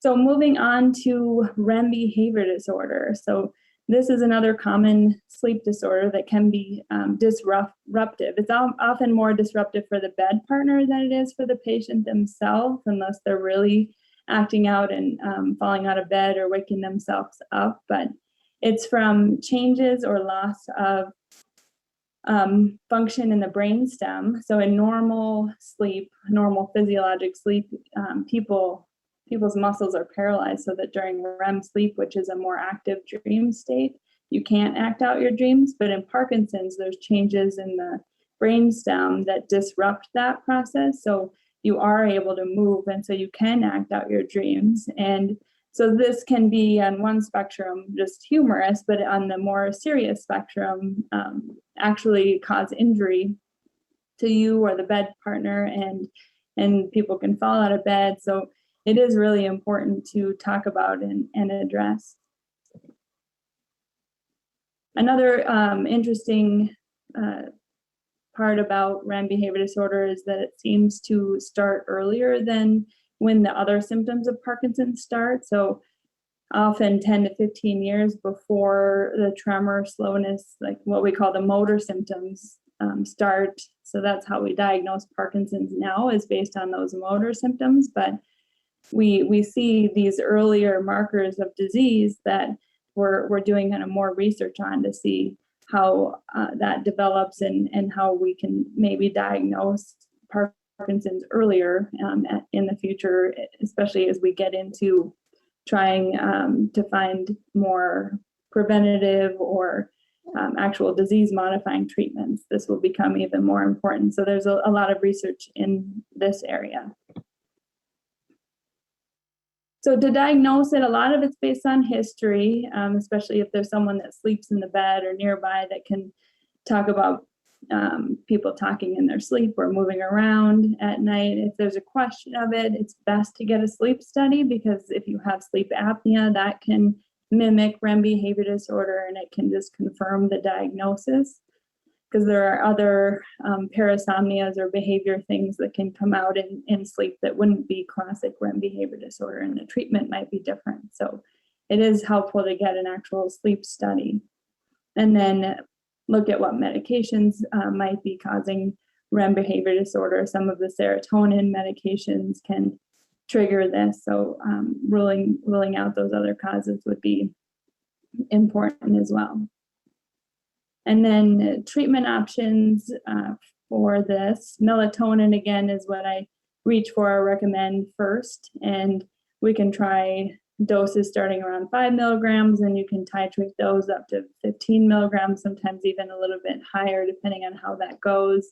And then clonazepam is a stronger prescription medication that can cause more sedation, more potential balance issues. So I try not to use that unless we need to, but it is quite effective at treating it. So it can be really beneficial to use that.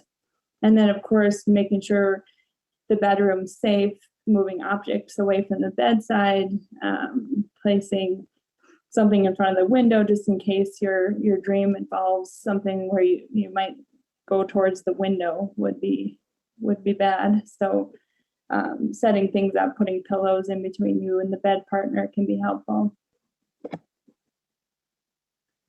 So moving on to restless leg syndrome, which is common in people without Parkinson's too. About 15% of patients with Parkinson's have this.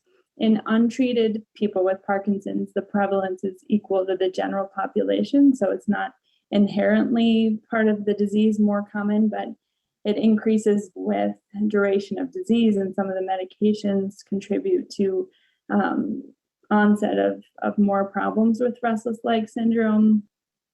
It's often associated with another sleep movement disorder called periodic limb movement. So this is more involuntary movements in sleep that people would have that can be disruptive as well. So that's mainly in the legs, do a lot of kicking, and this would be picked up on a sleep study as well.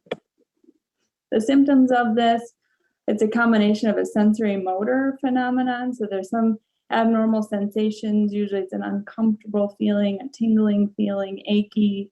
People describe it differently, but it gives you this sense of urge to move, and often movement does relieve the symptoms temporarily. Tends to worsen towards the evening and nighttime, and can worsen over time to the point where it can be bothersome throughout the day as well. Risk factors or things that we would also want to look at would be iron levels, B12, folic acid levels, whether there's also kidney disease or diabetes can be a secondary cause. And for management of this, you would try to avoid aggravating factors, so alcohol, antihistamines, that's things like Benadryl. Antidepressant medications can sometimes worsen this. To treat, you would also consider using iron supplementation, especially if those iron levels are lower, or B12 replacement, folic acid. Exercise, again, I get to talk about that. So this can help quite a bit if you're more active, or if you're having some restless legs before bed, jumping on an exercise bike can help quite a bit. Other management techniques that don't involve medication would be a hot bath or soaking your legs before bed, massage. Here's a picture of a vibrating pad that could be effective because it gives you some of that sensory feedback that can help. And medications, so if you have Parkinson's, then you are probably already on some form of dopamine medication. So sometimes adjustment in the dose or how you're taking carbidopa, levodopa, or the dopamine agonist can help quite a bit. Long-acting forms can reduce some of that breakthrough restless leg symptoms that people might have. And then thinking back to that actigraphy study where with addition of the rotigotine patch, you can see quite a bit of less movement at night and improvement in sleep. So this can help with the restless leg symptoms as well. Gabapentin or pregabalin, so these are common medications we use in neuropathy, but can help with the sensory symptoms in restless legs as well. And then if they're really refractory, this would be last resort to try the opioid medications. And finally, talking about excessive daytime sleepiness. So you're not sleeping at night, you're sleepy during the day. This can be part of the disease and how the disease affects some of that circadian rhythm and arousal systems. It is more common to have issues with kind of a disrupted circadian rhythm in Parkinson's. One reason that melatonin is also good to try for sleep issues. And just thinking back at all the things we just talked about with the insomnia and the motor symptoms and restless legs, REM behavior disorder. So there's a lot of things that can disrupt that nighttime sleep that then would make you sleepy during the day. So if you have excessive daytime sleepiness, the biggest first step is to evaluate your nighttime sleep. Do a sleep study, make sure you don't have apnea, because that's not always obvious, and really try to be aggressive at controlling nighttime sleep and sleep hygiene. And then if people are sleeping okay at night and still sleepy during the day, then you have to look at other things. Risk factors for this would be more advanced disease, older age, male gender for this one, dementia associated with the disease, and depression or apathy can make this more problematic. So management options, you'd want to evaluate medications that the person is on that could be contributing to excessive sleepiness. So it's hard in Parkinson's because the dopamine medications that we rely on to move and feel better can also cause sleepiness. So I often look at the timing. Sometimes the carbidopa, levodopa, if it's peaking, if you're taking a lot at certain times, that can trigger sleepiness. So spacing it out or using extended release formulations can sometimes help with that peak dose sleepiness. Longer acting forms of the dopamine agonists similarly might space out that medication effect, or eliminating medications that aren't necessary can be another strategy. And then a lot of times, I mean, this has been hard, especially during this pandemic where people have been at home, there's not as much activities, there's not as much going on, so you're home and there's not as much stimulation going on. So the tendency is to doze off. And then that can conversely worsen nighttime sleep. So really trying to see, brainstorm what activities might be more stimulating. Can we get outside now that it's spring and it's warming up? We can get outside more, do social outings. If you have more people getting vaccinated, that's reassuring too, to be able to get outside and maybe see people more. So hopefully that'll get better and give you some ideas to stay active and more awake during the day. Exercise, of course, is always important to schedule into your day. And if you've tried all those things and sleepiness is still a significant issue, we can try stimulant medication. So modafinil is a medication that can be used for daytime sleepiness. And then the other stimulant meds that are often used for ADD can also be used for daytime sleepiness. And then this would be really important if you're driving, to make sure you're not sleepy and not having sleep attacks and driving.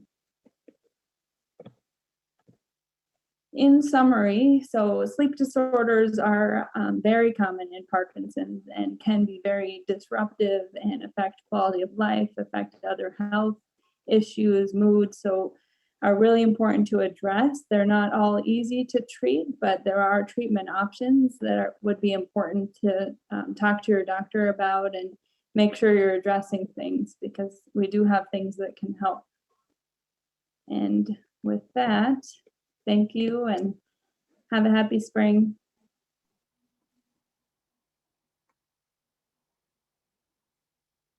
Thank you to Dr. Arayhak for that great presentation on such an important issue around sleep and Parkinson's and the multitude of different issues that can affect sleep.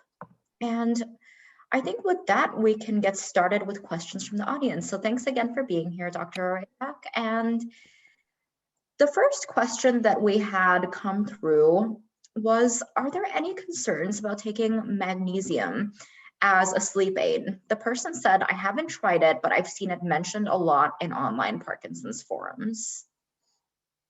Yeah, so I think, it's always good to double check with your doctor when you start any sort of supplement or anything that could interact, or if you have trouble with kidney function, things like that, it's important to double check. And magnesium can help. I recommend it specifically with having muscle cramps and kind of restless sleep. It can help with that. I've had patients report significant benefit with that. And then the other side of magnesium that can be helpful in Parkinson's is constipation. So if you have trouble with that and sleep, it can be a great thing to try, but good to double check with your doctor or pharmacist on that.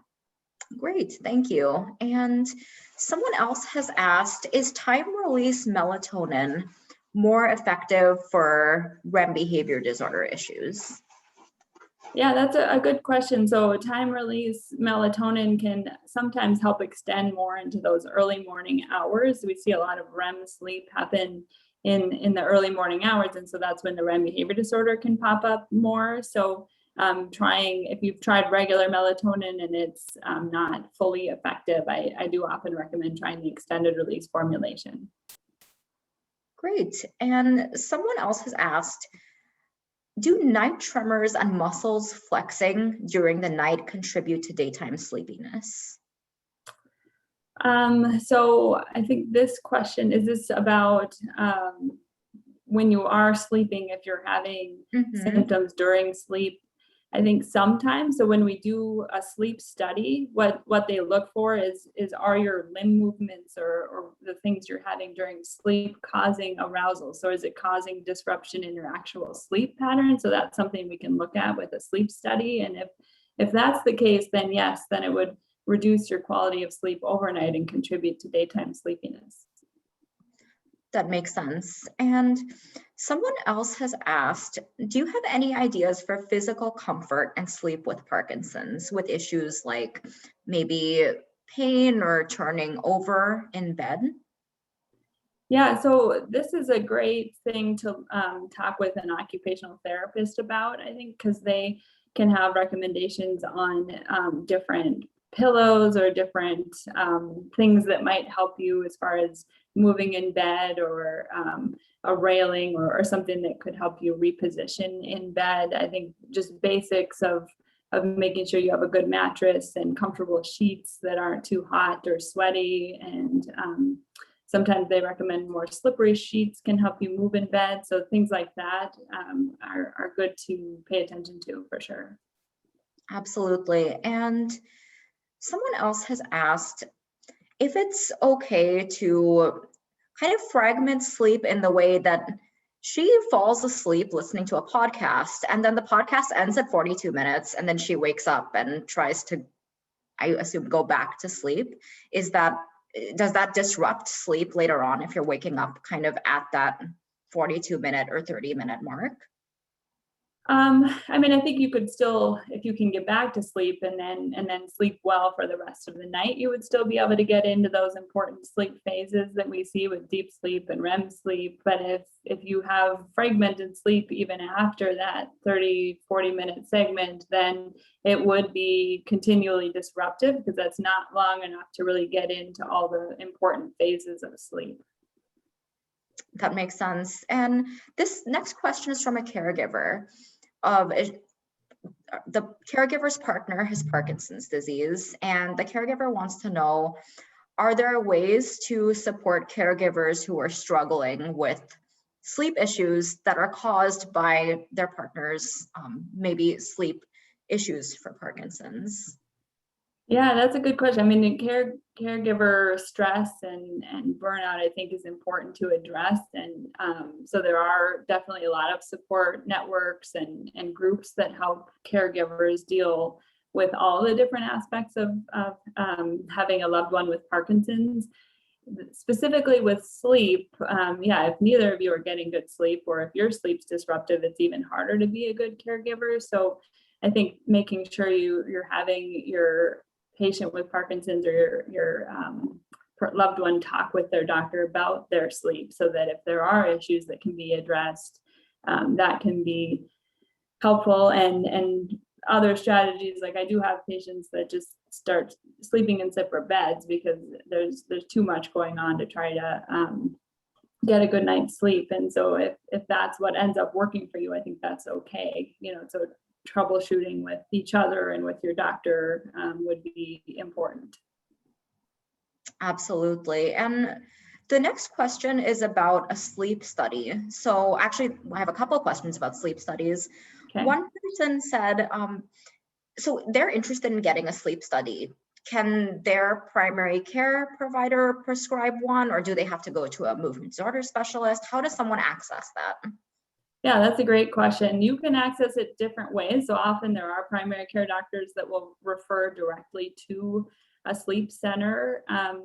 Sometimes, depending on what the difficulty is, I would recommend seeing a neurologist sleep specialist. Some sleep centers have more pulmonologists that are sleep specialists that are great for the breathing aspect side of sleep, but having a neurologist's opinion and who has the neurology and the sleep specialty background can be helpful too. So that would be a consideration depending on where you're being referred.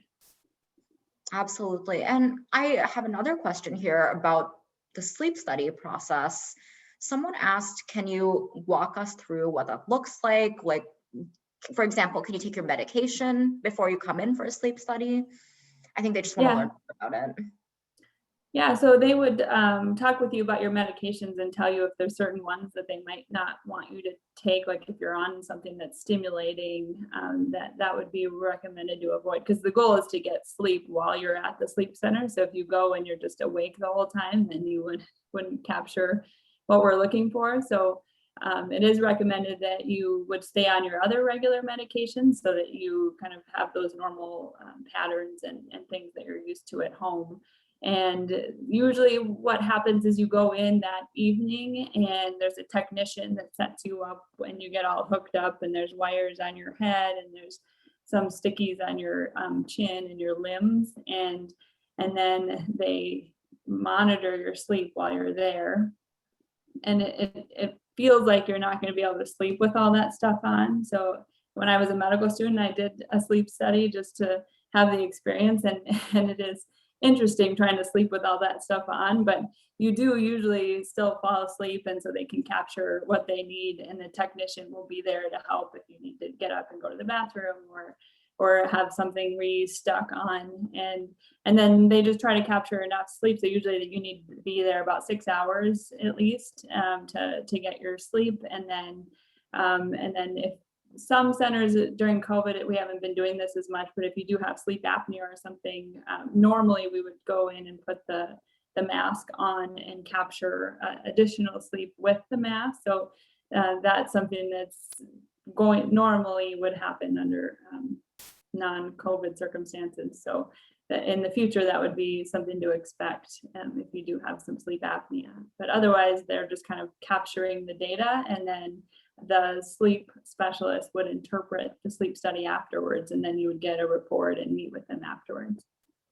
Thank you for that explanation. I think it's something that a lot of people just aren't super aware of. So it really, I think, eliminates some nervousness to know exactly what to expect when you go in. Yeah. So I see another question here. It's a little bit related to sleep in the sense where the person is experiencing pain and sleeplessness. So during the day, they're seeing issues with brain fog. Do you have any tips that you recommend for people with Parkinson's who say that they're struggling with that kind of feeling of brain fog during the day? Yeah, I mean, I think it's tough because ideally we would be able to help with your sleep overnight and get your pain treated and get you sleeping better overnight, which would then help with brain fog during the day. If you've tried everything and you're still struggling, I think there's different types of exercises or adjustments in your daytime medications that can sometimes help as well. But it's one of those tricky symptoms that has a lot of variables and factors that could weigh in. So take some experiment of how to fix that, I think. But getting your overnight sleep as dialed in as possible would be the biggest thing. Yes, and I think this question kind of ties into the previous one as well. You know, because of the daytime sleepiness and things like that, does caffeine intake, is that okay? Like, can that worsen Parkinson's symptoms? Is there a guideline for like how much you should be drinking?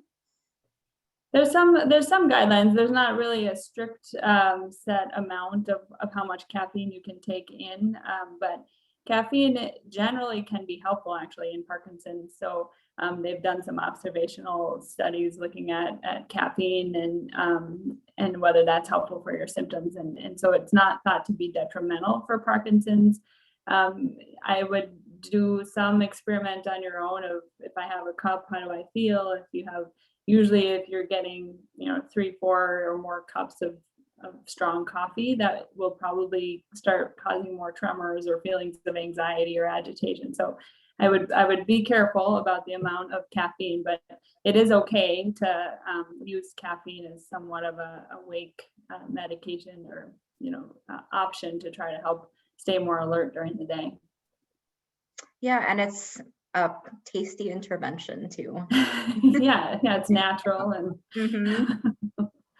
Yeah, and as someone else has mentioned, therapy, like cognitive behavioral therapy for insomnia. Do you find that that's been effective in some people who have Parkinson's and are struggling with insomnia?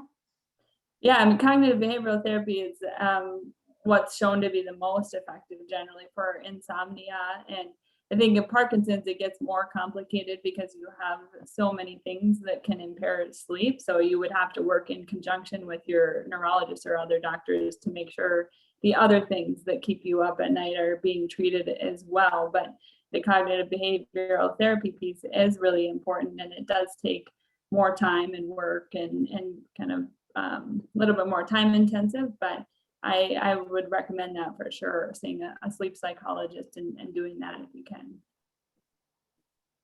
And if anybody needs help finding a sleep psychologist, they can probably ask their movement disorder specialist or neurologist for referral, correct? Yes, correct. Great. So this isn't actually tied in specifically to sleep, but someone just submitted a question asking about dystonia and neuropathy and whether those can be parts of Parkinson's disease and what people can do to find relief from those things. Yeah, so both can be seen in Parkinson's, and both can cause pain and discomfort, and dystonia especially can cause changes in your motor function and your walking. Neuropathy can affect your balance and other things that would also make it difficult to manage the other things of Parkinson's. So I would recommend a combination of different things. So again, this would be something you'd have to work kind of individually with your neurologist on to see what medications, because usually the dystonia can respond to dopamine. So changes in your dopamine meds would be an option if you're having breakthrough dystonia. Sometimes I refer for Botox or similar neurotoxin injections to try to help with some of that dystonia. That would be an option. Neuropathy pain can be tricky to manage, but there's definitely options out there for medications or non-medication strategies with massage and exercises and things like that, topical creams. So there's a variety of things that could help. Super helpful information. And I think this is going to be our last question we have time for. But someone has asked, is it sometimes needed to have 2 separate bedrooms so that both partners can sleep without interruption? Yes, I would say the short answer is to that question, that sometimes the sleep is disruptive, and I have patients and their care partners who do decide the best thing is if we just sleep separately. It can be harder to monitor someone's sleep if their care partner is in a different bedroom. So that part gets a little tricky, but if everything feels stable and that's the best way for both of you to get restful sleep, then that is sometimes a good option. Great. So that looks like all we have time for today, but really thank you so much for your presentation and for taking the time to answer our questions. We really You're appreciate welcome. it. Thanks so much, everybody. Have a good day. So now we have a brief poll question for our audience. Our organizations are working to reach every person affected by Parkinson's, and it's helpful to gather information on who we are reaching.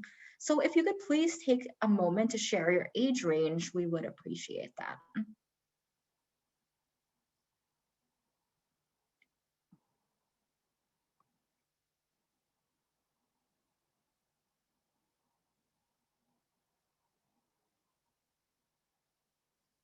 And it looks like a lot of people here are kind of between the 60 to 70 years old and 70 to 80 as well.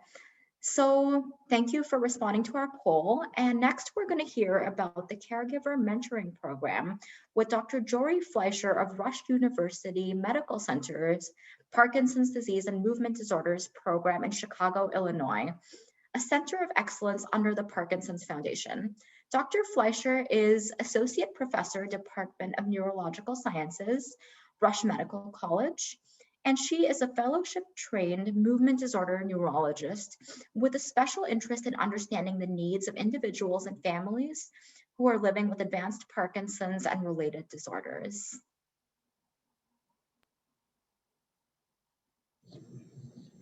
Hi there, my name is Dr. Jory Fleischer, and I am a movement disorders neurologist and a researcher at Rush University in Chicago, and really honored to have the chance to talk with you about a program that we have been developing to try to bring more support to care partners living with someone with Parkinson's disease or Lewy body dementia. So I thought I'd give you a little bit of background on how we got here and where we are right now and where we're going with this program. And if you're interested, please feel free to follow up. So we have called this program that I'll describe Persevere, and I'll get to what that means. So we're developing a caregiver peer mentoring program in Parkinson's disease and Lewy body dementia. So how did we get here? So this idea started really back in 2014.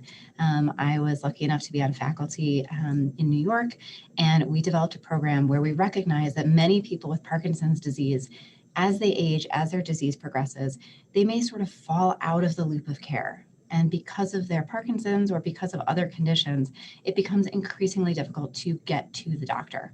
And so our solution was, if you can't come to us, we'll just come to you. And so we went out and we launched an interdisciplinary home visit program, recognizing that it takes a team. And so a movement disorders neurologist, a fellow, or myself, our social worker, and a nurse went out, traveled to the home of our participants all across New York City. So all 5 boroughs, and people with Parkinson's, as well as some of the related conditions. And we tried to reach people who were at a really high risk of loss to follow-up. So they missed some appointments, they were having frequent hospitalizations, they were at risk of being placed in a nursing home, or people where the care partners were calling really frequently, they were missing appointments. We knew that things were getting really difficult. And so we went out to the homes. And what do? We thanked people for welcoming us in, first of all, because that's a big deal to let this random trio come on in. And we did a lot of the things that we would normally do in a visit. So we asked a lot of the questions about, are you falling? How's your tremor? How's your swallowing? Things that we would do in the office. We checked vital signs. We checked blood pressure, especially to see if people fall, if their blood pressure drops when they stand up. We took a really deep dive looking at their medications and how people take their medications. We, with their permission, we walked through people's homes and looked for areas that could be high risk for falls, places where, you know, a grab bar here or a rail there might make a really big difference. And we did a lot of education. So our nurse had pieces to do, the doctor had pieces to do. We did all the standard taps and claps and movement disorders exam. And our social worker did a huge amount of work looking at what services were in place for the person, for their family, what needs did they have, what were their goals for care, what was most important to them, and how are we doing that? And then really being there to listen. And so here's what we found. So there aren't very many home visit programs out there for people with Parkinson's. And we looked, especially in a small group of our folks where we followed them for 1 year. So we did multiple visits over the course of 1 year. We looked to see how did things change over the course of that year, and found, maybe not surprisingly, that this is a group of people with Parkinson's who had pretty severe disease, and it's a progressive disease. And so their disease got worse. But in every other study of Parkinson's, as the disease changes, quality of life follows along with it. But here, we found that that didn't happen. That disease changed, but quality of life stayed the same. It stabilized. And so that gave us a lot of hope. And so we've carried on forward with that. But one of the things that we looked at was among these folks who were homebound, who had caregivers, and not everyone was lucky enough to have a caregiver, but among those who did, how did caregiver strain change from time one, and then a year later with having this home visit program in place. And what we found was that caregiver strain got worse. And there were several people who withdrew from the study, and they were some of the folks that had the highest caregiver strain to begin with. And so it really raised this question of, is worsening caregiver strain inevitable? Is this just part of Parkinson's? And no one has really looked at folks who are at more advanced stages of the disease and their care partners and what's going on with them, and can we intervene in some way? So what we know is if we take a little bit of a step back and we include Lewy body dementia, so that means dementia with Lewy bodies, where cognitive changes come first, Parkinsonism, the motor stuff, comes next, or people with Parkinson's disease dementia, where they have the Parkinson's first, and then the dementia comes next. Altogether, that makes up the second most common cause of dementia worldwide. This is a lot of people. But compared with other dementias, people with Lewy body have a much higher risk of hospitalization, particularly for falls, for neuropsychiatric symptoms like hallucinations, delusions, for infections. They have much higher costs of care. They have 5 times the risk of being placed in a nursing home compared to someone with Alzheimer's, for example. And they have much higher morbidity, meaning injuries and complications, and much higher mortality, risk of death, when they are hospitalized or when they're in a nursing home compared to other people.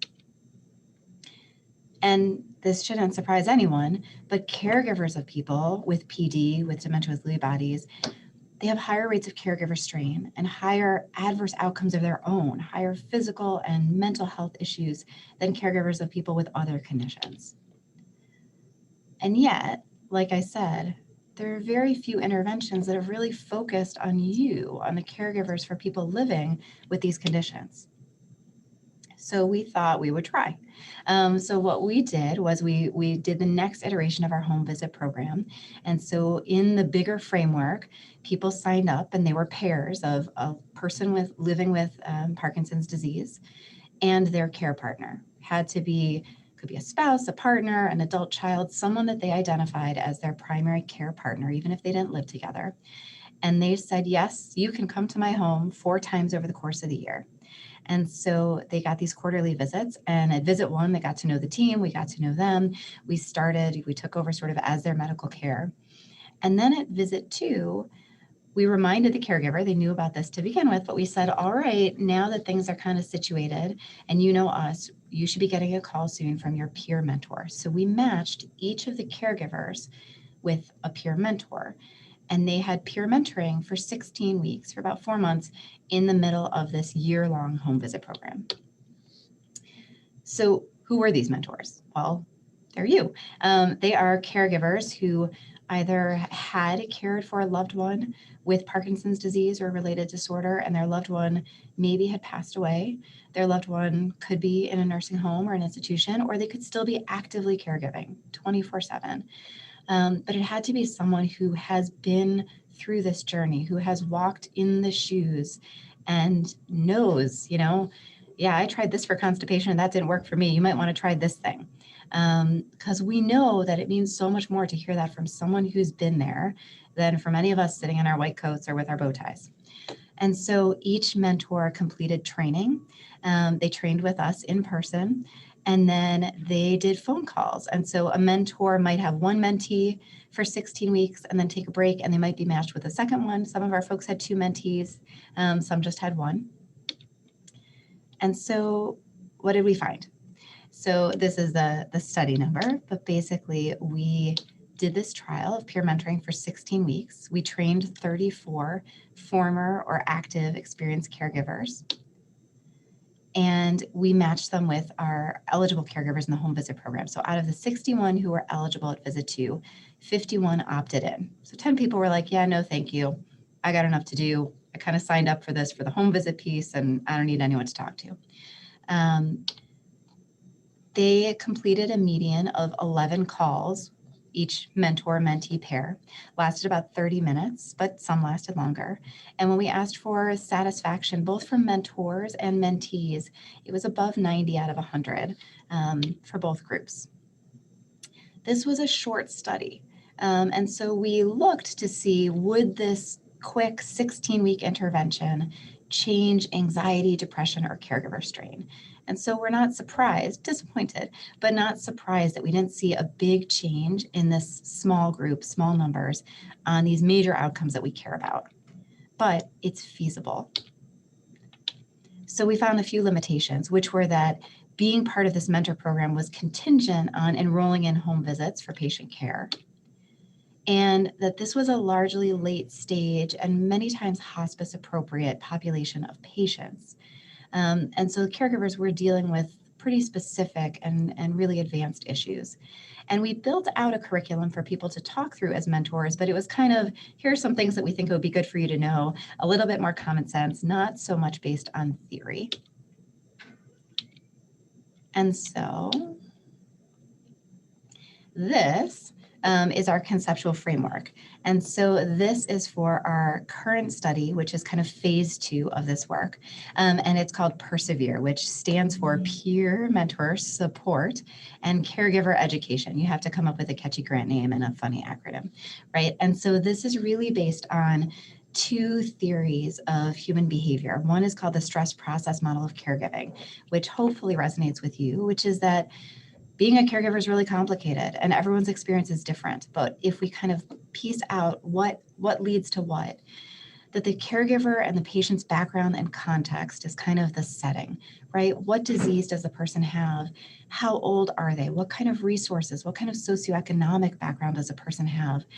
Is the caregiver still working and trying to care for their loved one? Are there small kids at home? Are there, what else is in the picture? How dependent is the loved one with Parkinson's disease? Can they do a lot of their own activities of daily living? Can they toilet themselves? Or do they need help with, more things? And depending on this and all these primary stressors, that really leads to caregiver burden. And that leads to changes in caregiver outcomes and ultimately to changes in patient outcomes, meaning caregivers getting sicker, caregivers having more anxiety, depression, burnout, and patients having more frequent hospitalizations, emergency room visits, being placed in nursing homes, and having shorter times to death. And so this may seem very hopeless, but the good news is there's a lot of research that says that there are things that we can do here.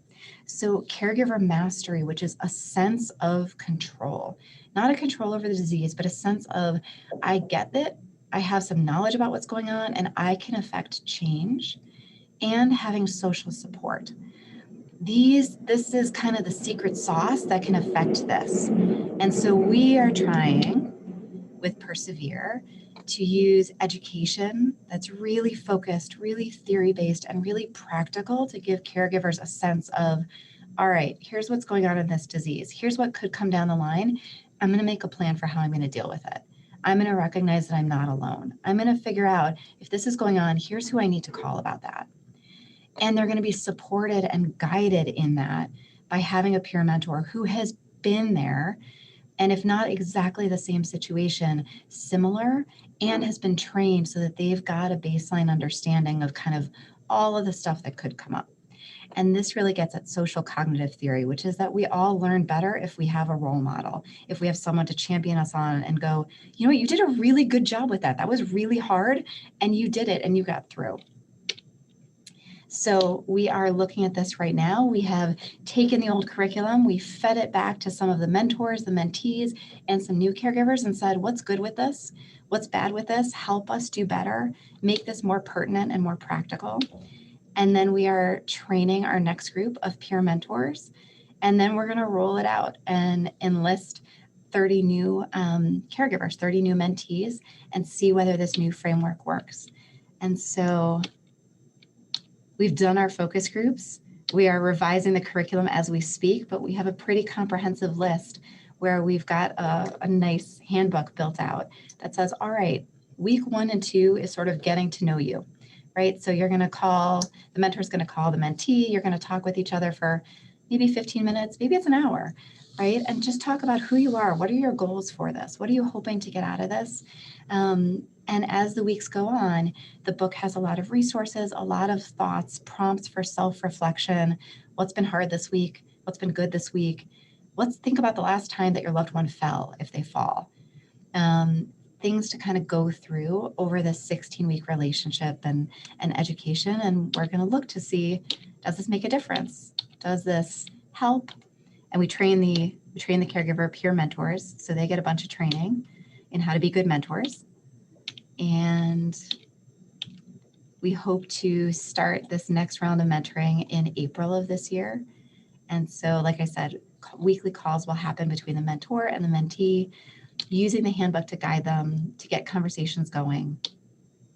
We will remind folks and sort of check in just to see, to know whether this works or not. If our results are great, fantastic, but we kind of know, were people actually using the handbook, or did we just get lucky and have wonderful people and they had great conversations?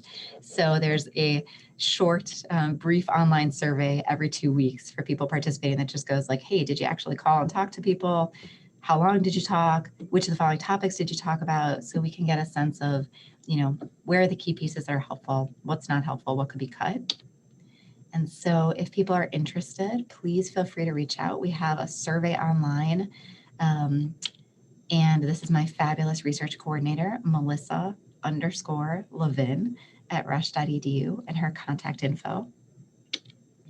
And where do we go next? So hopefully we want to be able to look at, does all of this work? And does this translate to meaningful differences for you, for the caregivers? Does this improve your health? Does this improve your loved one's health and keep people out of nursing homes, keep people out of the hospital? To do that, it's going to take a big trial across the country probably. And so we are looking at this right now. So stay tuned. If you're interested, let us know, reach out to Melissa, and we will keep you on a list and keep you posted. So thank you. And please let me know if you have any questions. Thanks for being amazing caregivers.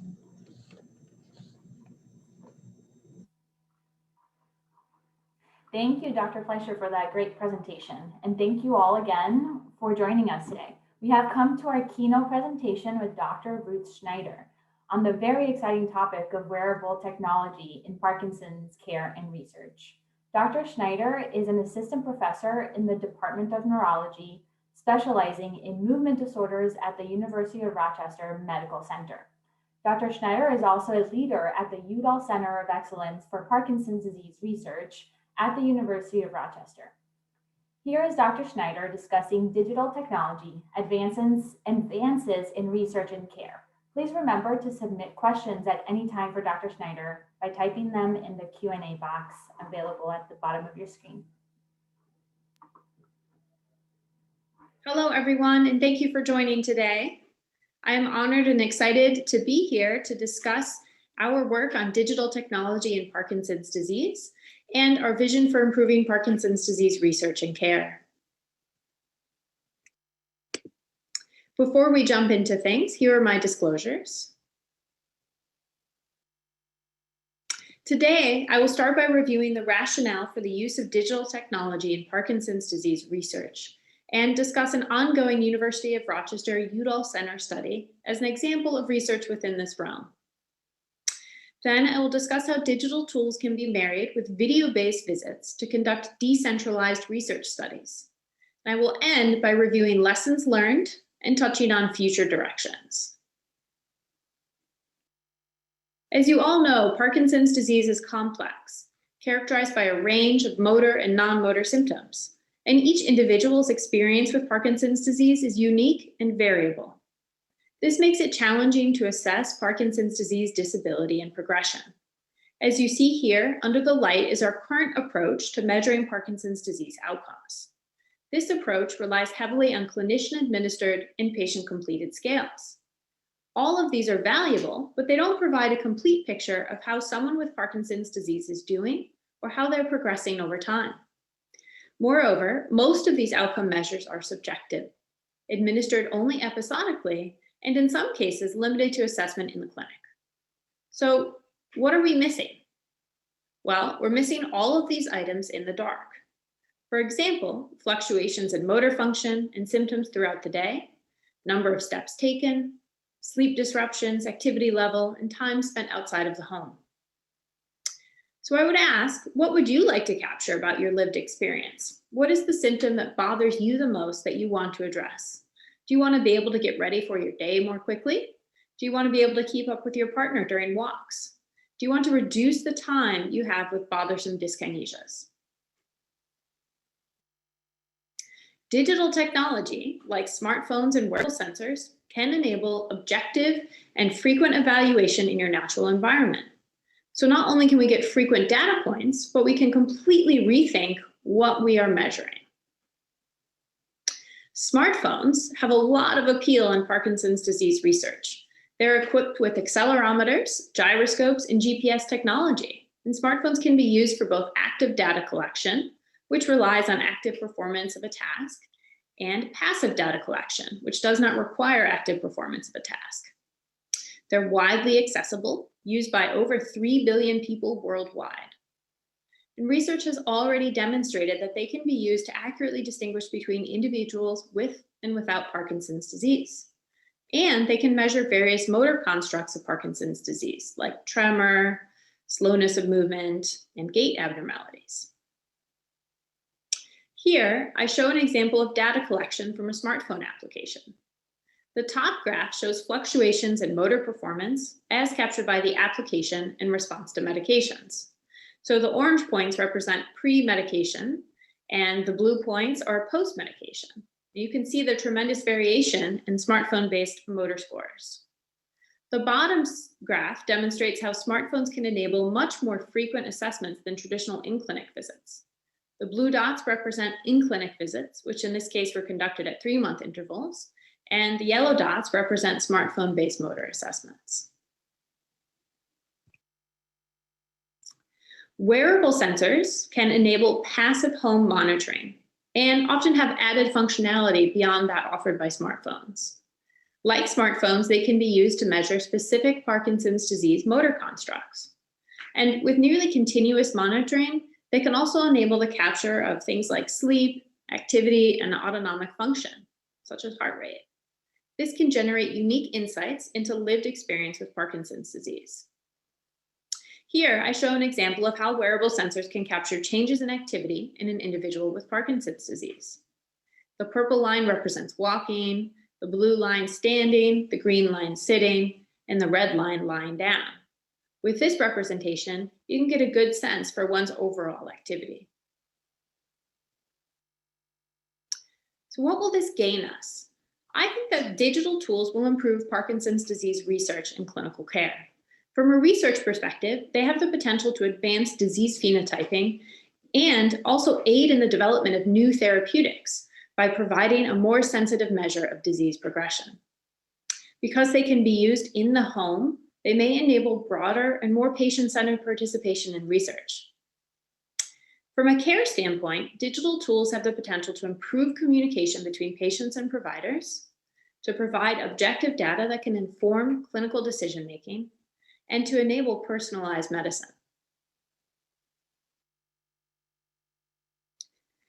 So now that you have that background, we'll turn our attention to SuperPD, which is our University of Rochester Udall Center study. SuperPD, or Sensor Use to Monitor Progression and Evaluate Symptoms Remotely in Parkinson's Disease, is a 24-month observational study of individuals with and without Parkinson's disease. This study has 4 primary aims. 1, to assess the correlations between sensor-derived and traditional measurements. 2, to assess the ability of sensor-derived measures to detect change over time and in response to dopaminergic medication. 3, to determine whether sensor-derived measures can capture new features and to predict progression. And 4, to explore whether we can combine information from multiple different sensing devices to create unique measures that improve assessment or improve prediction.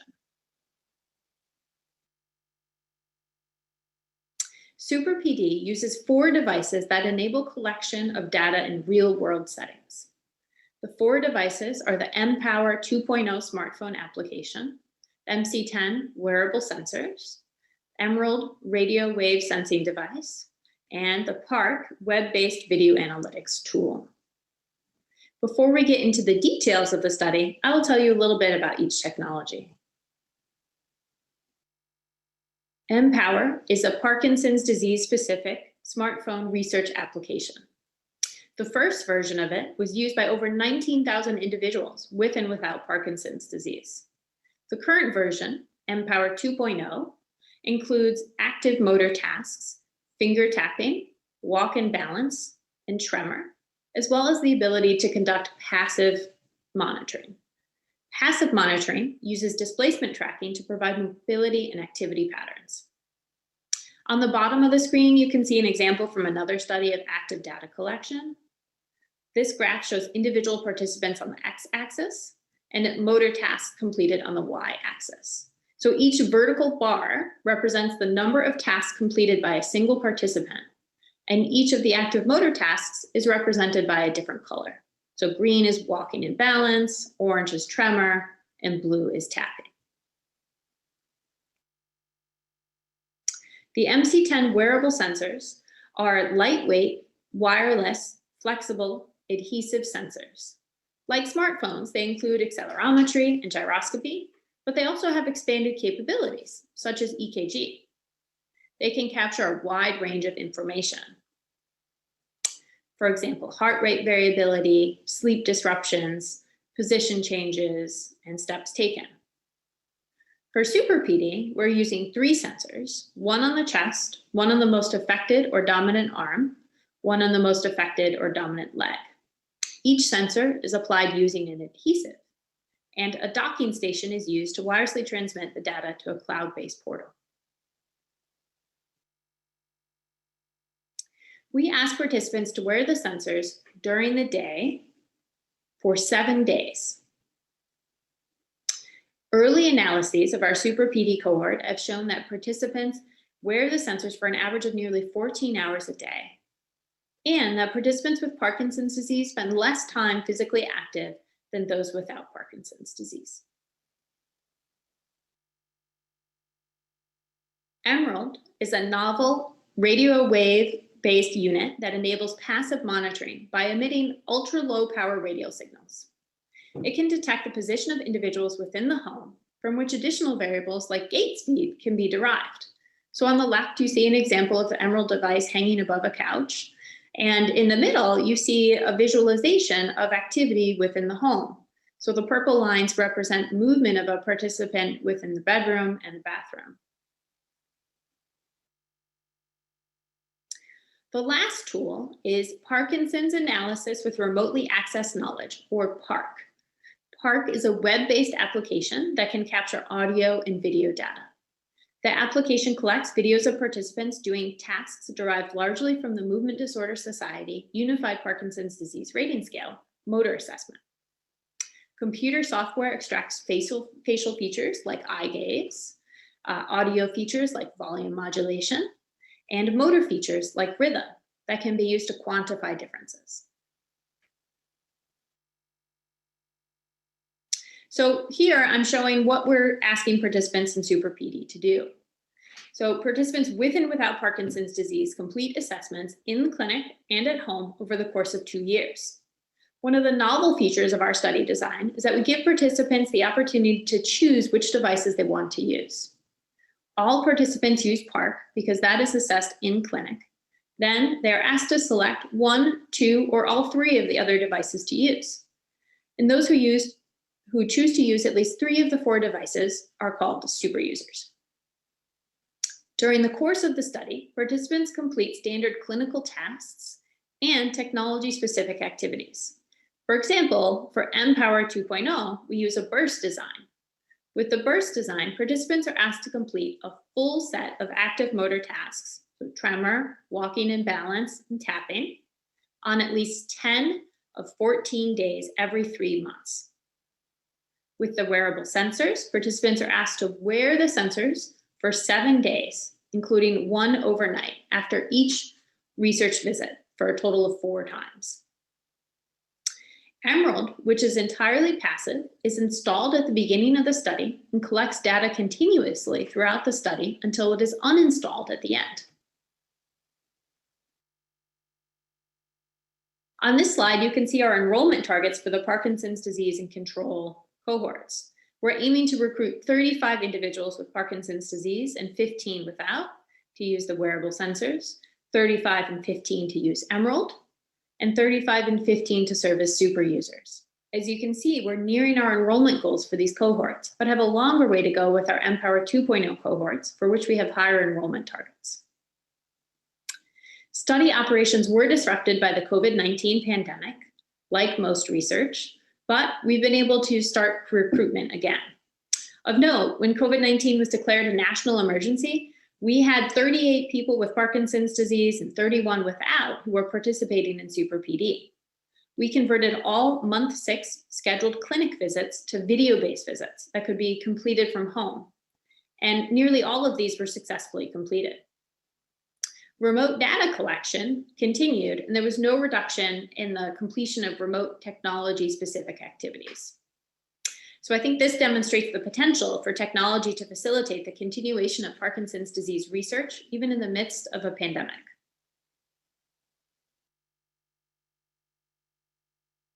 So hopefully we'll have more to come soon on the results of this research study.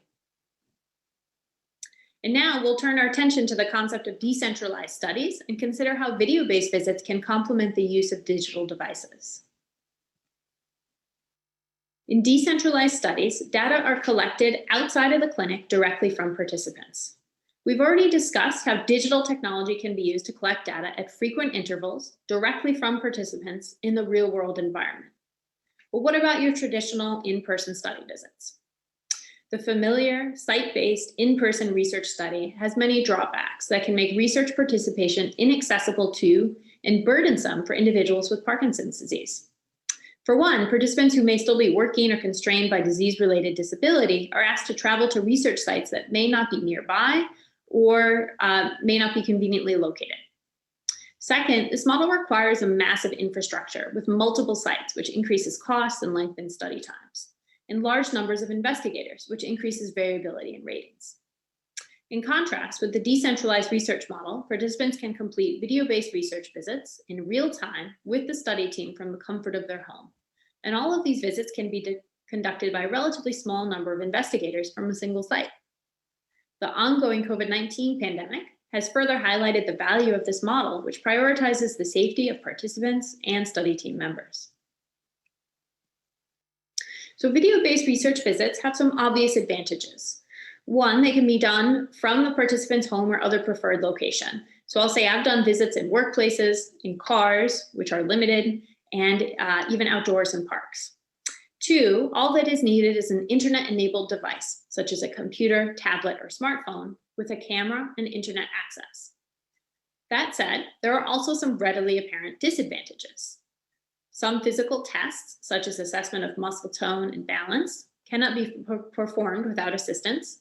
Other tests, such as some of our cognitive assessments, require modifications. In addition, the quality of the connection and the environment in which the visit is done matters, and they impact the quality of the data that we collect. And this ignores the collection of biological specimens, which in many cases would require in-home assistance to be done remotely.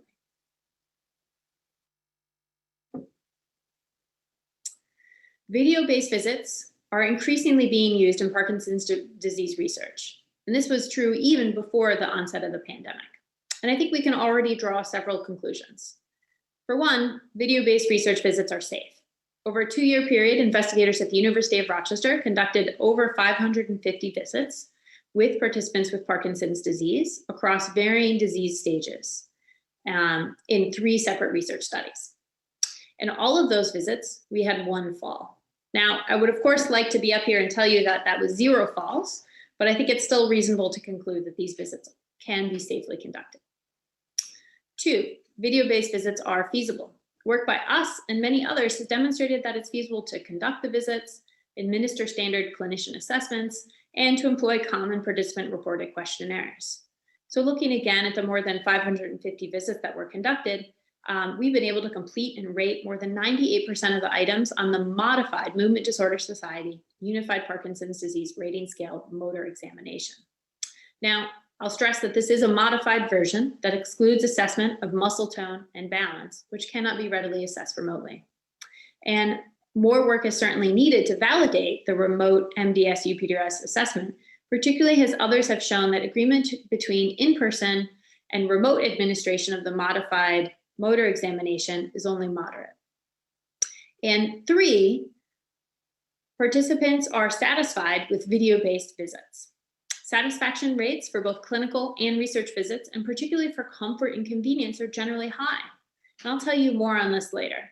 But I'm willing to bet that most of you now have your own experience doing video-based visits with your care team and have developed your own opinions about them and have some understanding of what their limitations are as well. As an example of how video-based visits and digital tools can be married, I will now turn to at-home PD, or assessing telehealth outcomes in multi-year extensions of Parkinson's disease trials.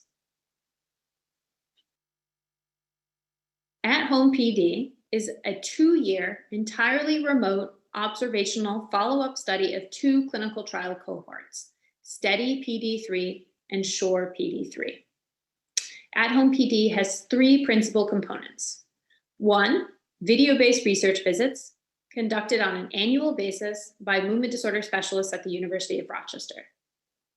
2, online surveys that are completed through Fox Insight, which is an entirely online research platform.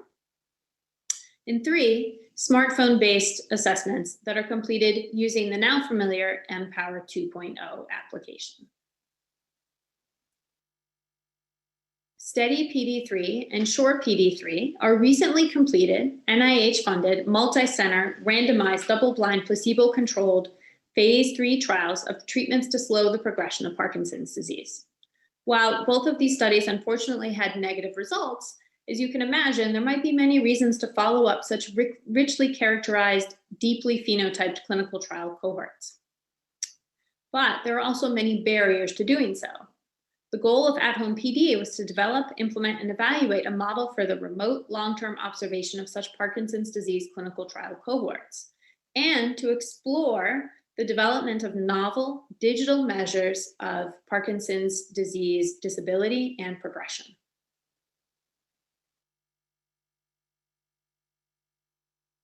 At-home PD is still ongoing. However, enrollment has been completed. We have 226 individuals from STEADY PD3 and SURE PD3. Our participants reside in 42 US states and 1 Canadian province. I think it's worth noting that among those that we were able to reach who declined participation in at-home PD, one of the most frequently cited reasons was lack of comfort with technology. Now, we completed recruitment for this study before the pandemic, and I wonder if this would have been a barrier if we were recruiting for the study right now, as many are now much more familiar with the use of video-based visits. So this is a bit of a complicated slide, but I wanted to highlight that video-based visits have continued seamlessly throughout the pandemic. So the red line represents our video-based visits, and the purple shaded area on the right-hand side of the screen is when in-person research visits were largely put on hold in Rochester, New York. And again, looking at that red line, you can see that our video-based visits continued without interruption during this time. In addition to that, in-home smartphone-based data collection has also continued without interruption. So speaking of smartphone-based data collection, about 82% of our at-home PD participants enrolled in Empower 2.0. This may seem low, but consider that all participants had to have their own device in order to participate. So similar to Super PD, we use a burst design in which participants are asked to complete a full set of active motor tasks on at least 10 of 14 days every quarter. They also complete a full set of tasks during each video-based annual visit and are welcome to complete them at any additional time of their choosing. And they're also able to opt into passive data collection. So participants have thus far completed tens of thousands of motor tasks, and about 40% of our Empower 2.0 users have opted into passive data collection. So I think this graph nicely illustrates the burst design that's used in at-home PD.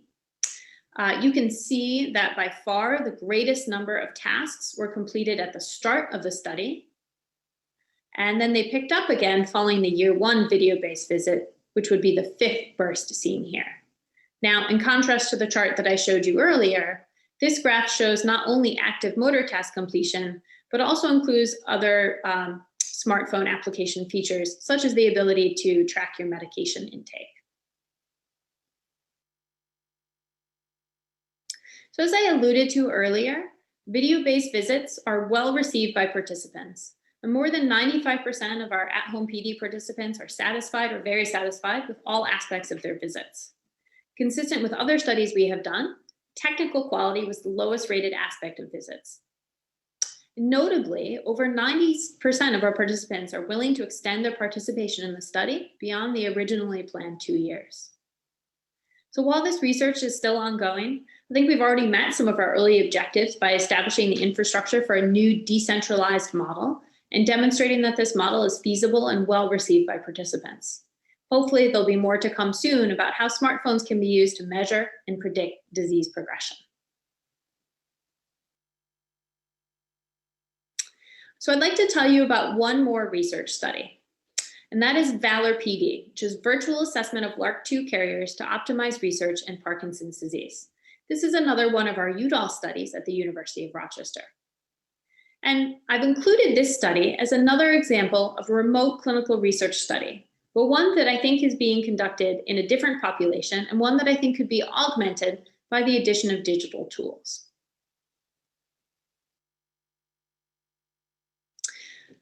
About 1 to 4% of individuals with Parkinson's disease carry the LRRK2 or leucine-rich repeat kinase 2 G2019S mutation. And individuals with LRRK2 mutations are at higher risk for developing Parkinson's disease. But there are many gaps in our understanding about LRRK2 Parkinson's disease. For example, what is the natural history of long-term progression? How does it differ from idiopathic Parkinson's disease? What risk factors and protective factors influence one's risk of developing LRRK2 Parkinson's disease? And addressing these gaps is critical to inform the design of future clinical trials. But identifying and characterizing large genetically defined Parkinson's disease subpopulations is challenging.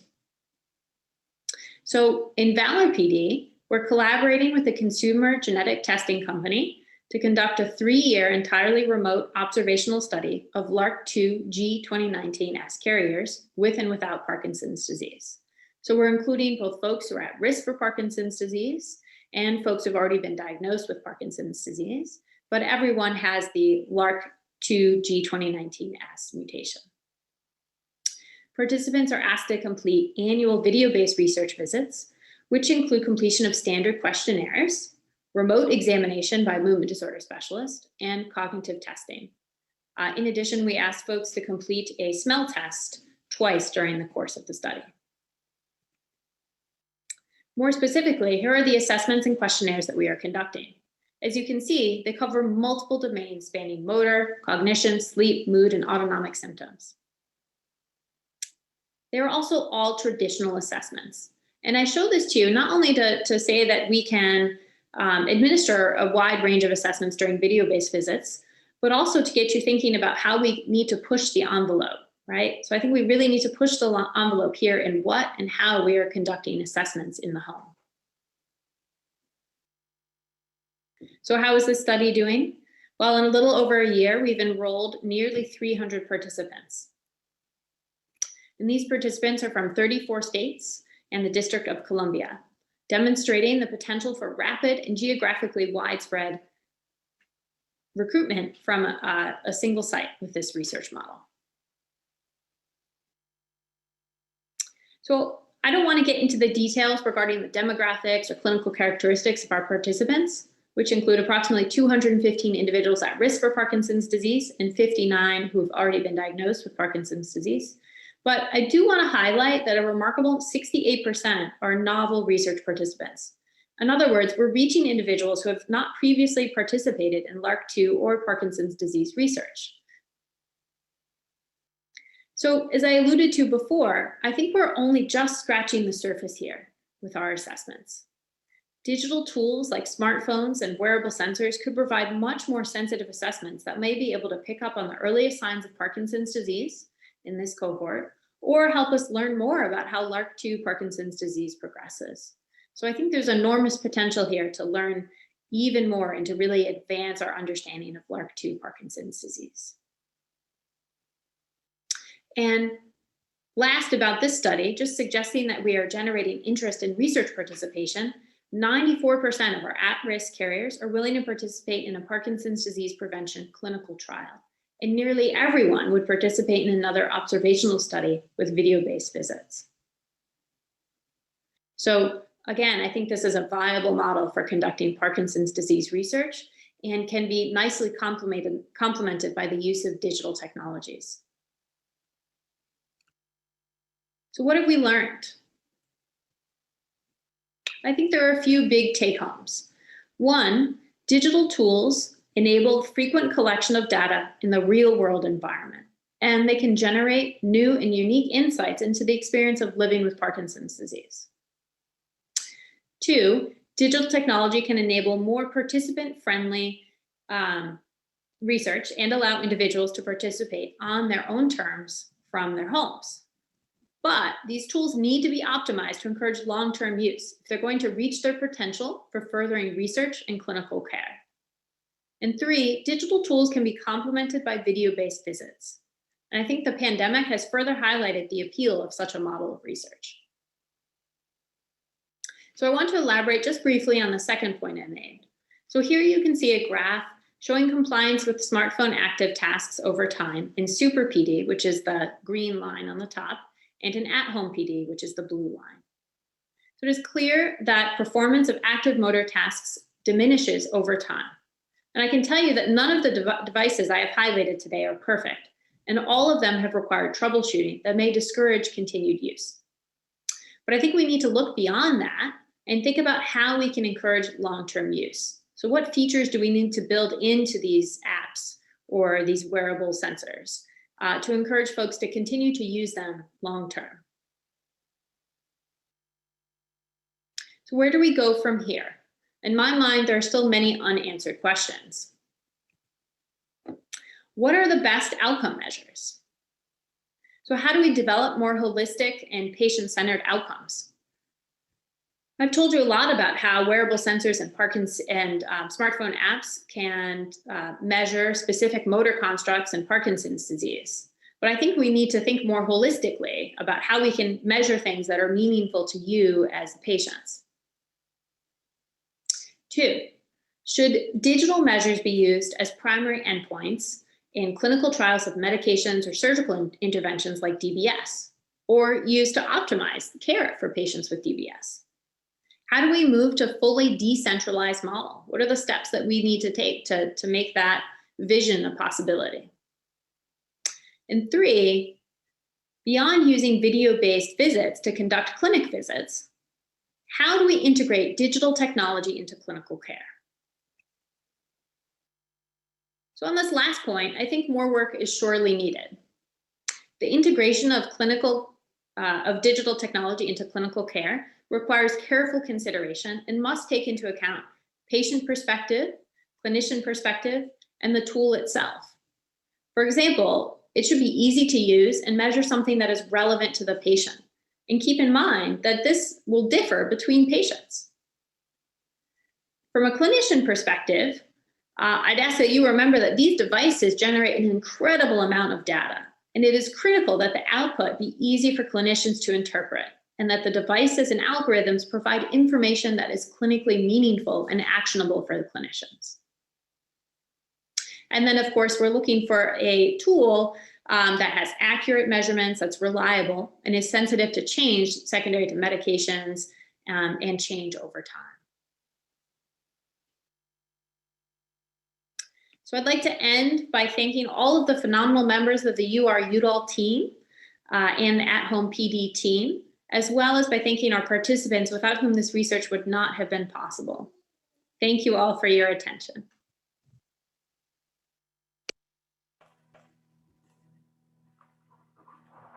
Hi, Dr. Snyder, and thank you again for that wonderful presentation and for joining us live for a little bit of a discussion here. It's really exciting, first of all, to see how many people are willing to participate in these studies. When you were saying that you're hoping that 99% would in a future study participate? Absolutely. First off, thank you so much for inviting me to join you all today. And I'm so glad I was able to join in remotely here. It seemed like a wonderful and very full event that you hosted today. So yes, obviously I'm biased, but I think that the work we're doing in the remote research space is generating interest in future research participation. And I think that's true for future, in-person research studies. For example, I've been particularly excited about the number of folks who've indicated that they would be willing to participate potentially in a study looking at interventions to prevent or delay the development of Parkinson's disease. But it's also true for participation in remote research studies. So the question is that actually going to translate to participation? We don't know yet, but I think it's fair to say it's contributing to the generation of interest at least. Yeah, and you're making it easy and accessible, which is the first step. That's the goal. Yeah. Yeah, so you touched a little bit on this during the presentation, but one of our participants is curious about some other current applications of wearable technology in diagnostics of Parkinson's disease, monitoring the disease, and then treatment of it. So I think there are an enormous number of potential applications of wearable technology. So I think kind of taking them in turn, there is some potential for them to aid in the diagnosis. And there has been some research showing, for example, the ability for algorithms to use samples of speech from a smartphone to distinguish between folks who have Parkinson's disease and folks who do not have Parkinson's disease, just as one example. And the nice thing about that is if you're able to use a smartphone or if you're able to use a video analytics tool like the one I mentioned in the talk, then there's potential to reach more people and to reach people who don't otherwise have access to a neurologist or a movement disorder specialist. So I think that's really appealing. My opinion is that, or my hope is that your clinician is never going to be replaced, right? We're not going to use technology to totally supplant the clinical diagnosis, but it is something that can definitely be used as a tool to aid in the diagnosis and get people to, help them get to see a physician in the first place. So diagnosis is one aspect. Treatment, I think certainly there's a lot of potential there. So, beyond what we're doing in research for using it as a measure of disease progression or measure of symptoms, I think it has the potential to inform your clinician and it has the potential to help you make decisions about your care. I don't think that potential has been fully realized yet, but that may be the biggest application in my mind for digital technology. And then in the research realm, because we can collect so much data and we think that these tools are more sensitive, right? So they can do a better job than your clinician at detecting change. That means we need fewer people in a research study. And it means we may be able to detect change earlier when we're evaluating intervention in a research study. So both of those things potentially mean we can be more efficient in the context of research studies and hopefully identify a cure soon. Absolutely. So this actually is a follow-up to that then. So we had Dr. Rehek present earlier about sleep and PD. And obviously one of the things that is common in Parkinson's disease is the RBD or the REM behavior disorder. Are you aware of any similar or any studies that have used similar devices in RBD patients that would later on develop Parkinson's? So I'm not familiar with studies looking specifically yet at RBD, although I think it's a great application, right? So recognizing the risks associated with developing Parkinson's disease or another condition like Parkinson's disease down the road. Certainly that would be a great application of a tool to see if we can, detect signs that development is going to happen or that development is going to happen on a certain time course, right? So what if it could help us say, well, your risk of developing Parkinson's disease at 5 years is X or at 10 years is X, I think that would be very, very helpful. Yeah. So we have another one related to the first question you were talking about of tracking. And you mentioned your Empower app, or the app that's available. And so this one's asking about, are there any digital technologies that can record or track symptoms, medical or medicines that are taken over time, the food that they're taking, and is there synchrony in the communication between the patient and the medical provider? So there are a lot of different smartphone applications that are available to help in tracking your medical symptoms. So Empower is the one that I'm most familiar with, and Empower does include the ability to track your medications, both what you're taking and when you take it. And you can also respond to questions about other symptoms. And that's just one example. So you can certainly check out either the Google app or Android app store, or the iOS app store for more examples there. The second part is trickier, right? So right now there isn't anything that I'm familiar with that is at least in the US commonly used in practice that covers that second component of transferring that information to your clinician. And so I think we need a lot of work done in that sphere to figure out what is how do we transfer that information? What does it look like? How do we present it in a way that's helpful to you as a patient or you as a care partner? And also in a way that's helpful to the clinician, right? So we want this to be kind of complementing the information you're otherwise getting through your standard history and examination that you would do in the clinic. Mm-hmm. Yeah, that's going to be, I think the tricky part will be that synchrony and communication with the provider for sure. Right, and I think just, to underline that, we as clinicians, we're not really trained to interpret these immense data streams that these devices are generating, right? Mm-hmm. So there's a translation piece that has to make it meaningful to you and to us for it to be helpful. Right, yep. Yeah, and then so there's another question that we also had a presentation on driving and Parkinson's. And you mentioned in your talk that you've seen it in that the wearables been applied in a car, or you specifically used it in a car. Have other data come from that? So I have not used a smartphone or a wearable tool in the car. I've definitely done video visits in the car. I've done video visits just about everywhere you can think.